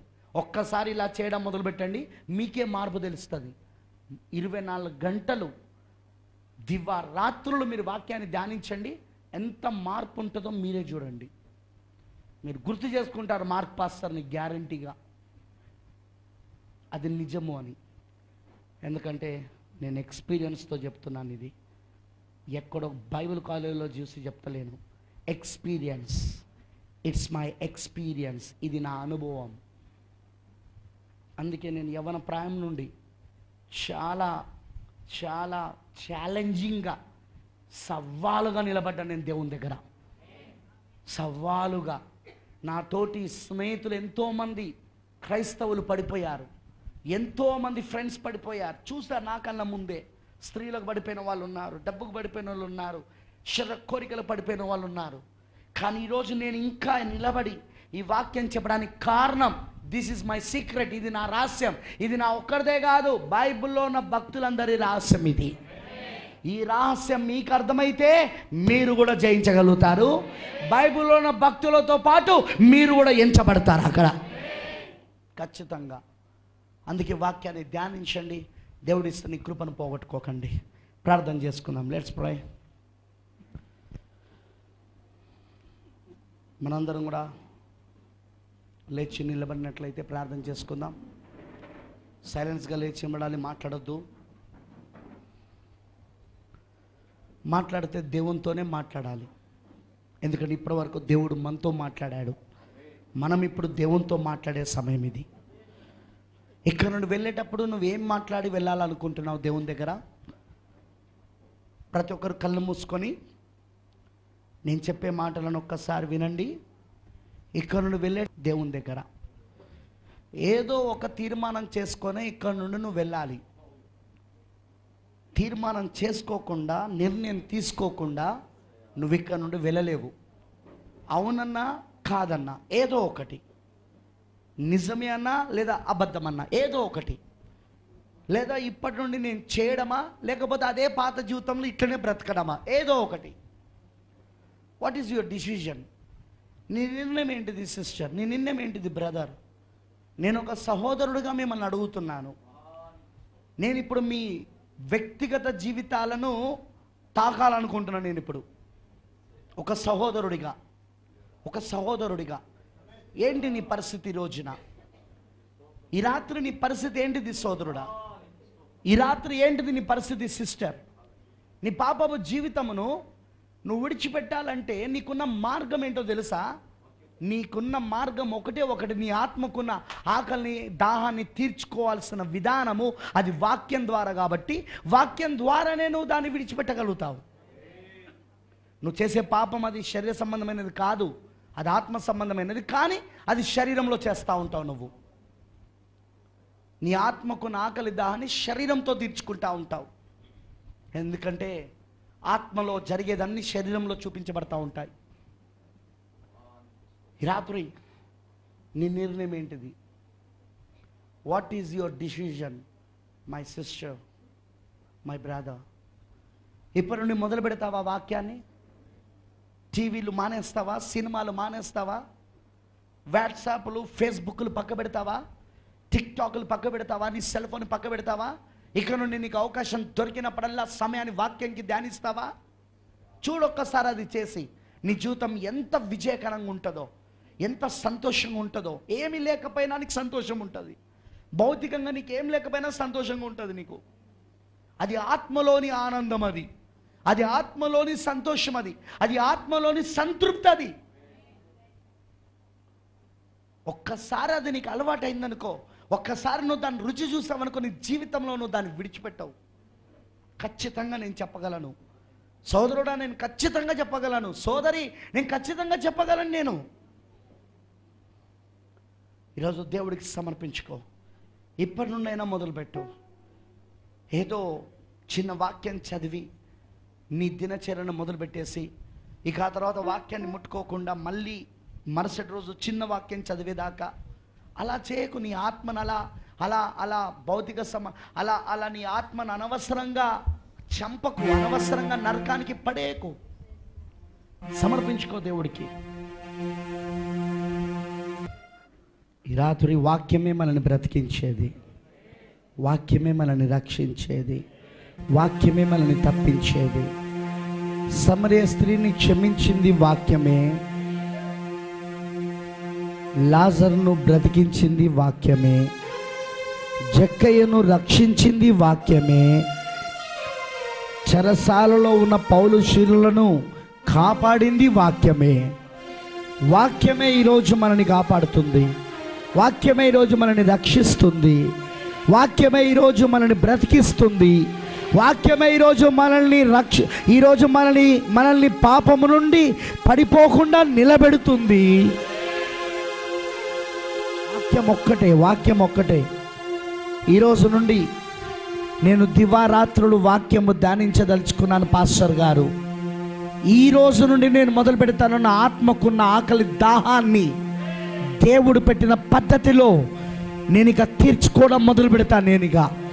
నేను ఇప్పటి నుండి నాకు సమయం దొరికితే వాక్యాన్ని ధ్యానిస్తాను, ప్రార్థన చేస్తాను. ఇక నేను ఆ వాట్సాప్లు, ఆ టీవీలు, ఆ ఫేస్బుక్లు, ఆ సినిమాలు, ఆ యొక్క ఇతరమైన విషయాలలో నేను ఉండనిగా వాక్యముతో నిలబడగోరుతున్నాను, వాక్యాన్ని ధ్యానించగోరుతున్నాను అని ఈ రాత్రి నుండి నేను తీర్మానం చేసుకుంటాను అని ఎవరైనా అనుకుంటున్న వారు ఉన్నట్లయితే మీ చేయి పైకి ఎత్తవచ్చు. ఎవరు కూడా దయచేసి కళ్ళు తెరవకూడదు, ఎవరు కళ్ళు తెరవద్దు. ఈ రాత్రి నేను తీర్మానం చేసుకుంటున్నాను, నేను ఇప్పటి నుండి ఇక వాక్యము దివారాత్రులు ధ్యానిస్తా. నాకు అర్థమైంది, నా ఆత్మకు నా ఆకలి దాహము ఎలా తీర్చుకోవాలో నాకు అర్థమైంది. నేను ఎందుకు ఇన్ని రోజులు పాపంలో పడిపోతున్నానో నాకు అర్థం కాలేదు. ఎందుకు నేను బలహీనుడు అయిపోతున్నానో నాకు అర్థం కాలేదు. నాకు బలం ఎక్కడి నుండి వస్తుందో నాకు అర్థమైంది. ఇప్పుడు నేను ఆ పాపమును జయించాలంటే బలం ఎక్కడి నుండి వస్తుందో నాకు అర్థమైంది. నా ఆత్మకు నా ఆకలి దాన్ని నేను ఎలా తీర్చుకోవాలో నాకు అర్థమైంది. దేవుడు పెట్టిన పద్ధతిలోనే ఇక నుండి నేను తీర్చుకుంటాను. అపవాది పెట్టిన పద్ధతిలో నుండి నేను ఉండనిగా. నేను ఇప్పటి నుండి ఆ స్థితిలో ఉండగోరుతున్నానని ఆశపడుతున్న సిస్టర్స్ కానీ బ్రదర్స్ కానీ ఎవరైనా ఉంటే మీ చేయి పైకి ఎత్తవచ్చు. మీకోసం నేను ప్రార్థిస్తాను. I want to pray for you. మీకోసం నేను ప్రార్థించగోరుతున్నాను. Praise the Lord. Thank you Jesus. పరిశుద్ధుడా, సర్వశక్తిమంతుడా, కృపామడివైన దేవానికి స్తోత్రములు తండ్రి. వాక్యమయున్న దేవా, ఈ రాత్రికాల సమయములో మనుష్యుడు బ్రతుకుచున్నది రొట్టె వలన మాత్రమే కాదు, కానీ దేవుని నోటి నుండి వచ్చు ప్రతి మాట వలన అని ఎందుకన్నావో మాకు ఇప్పుడు అర్థమైనది ప్రభువా.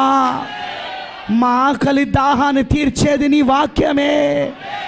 నువ్వన్నావు ప్రభువా, నువ్వు చెప్పి ఉన్నావు ఆ రోజున, ఆ పండుగ రోజున, ఆ అంత్య దినమున నిలబడన్నావు, ఆకలిగొని వారలారా నా యొద్దకు రండి, నేనిచ్చి జీవాహారమును భుజించండి అన్నావు.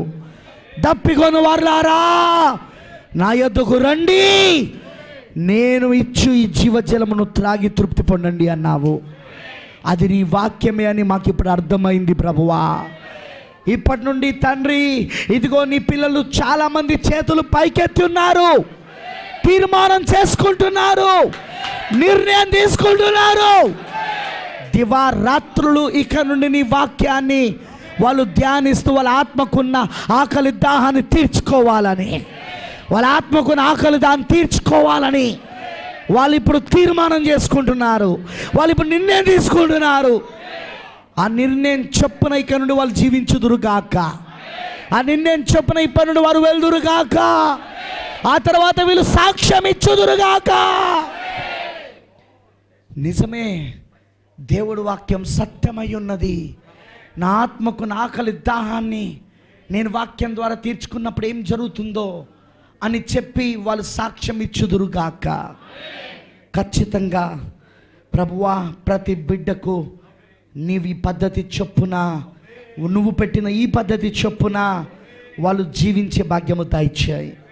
మనుషుడు బ్రతకాల్సింది రొట్టె వలన మాత్రమే కాదని, శరీరము రొట్టె వలన బ్రతుకుతుంది, కానీ ఆత్మ నీ నోటి నుండి వచ్చే మాట ద్వారా అని, ప్రతి మాట ద్వారా అర్థమైంది ప్రభువా. అది తప్పకుండా ప్రతి ఒక్కరి ఇప్పటి నుండి నీ నోటి నుండి వచ్చిన ప్రతి మాట ద్వారా ఇక జీవించుదురుగాక. అలా వాళ్ళు బ్రతికే భాగ్యము దయచేయి తండ్రి. ఈ సంఘాన్ని దీవించు, ఈ సంఘ కాపరిని ఆస్వాదించు, ఈ సంఘ పెద్దలను దీవించు. ఈ సంఘము ఆత్మీయంగా దినదినం ఎదగాలి. దినదినము వీరు ఆత్మీయంగా ప్రభు అభివృద్ధి పొందాలి. భౌతికంగా కాదు, ఆత్మీయంగా. భౌతికంగా ఈరోజు అన్యులు కూడా అభివృద్ధి పొందుతున్నారు, ఇతర మతస్థులు కూడా అభివృద్ధి పొందుతున్నారు. మాకు భౌతికమైనది కాదు, ఆత్మీయమైనది కావాలా మాకు. ఎందుకంటే మమ్మల్ని పరలోకాన్ని తీసుకెళ్ళేది భౌతికమైనది కాదు, ఆత్మీయమైనదే మమ్మల్ని తీసుకెళ్తుంది. అందుకే ఈ సంఘము దినదినము ఆత్మీయంగా అభివృద్ధి పొందాలి. అందుకు పాస్టర్ శ్యామ్ గారు నువ్వు బలముగా ఇక్కడ వాడుకోదేవా.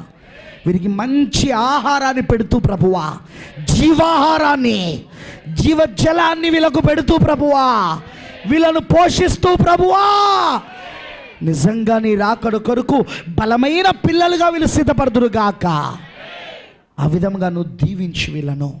ఆ విధంగా పాస్టర్ని దీవించు, సంఘ పెద్దలను దీవించు, యవనస్తురాలను దీవించు.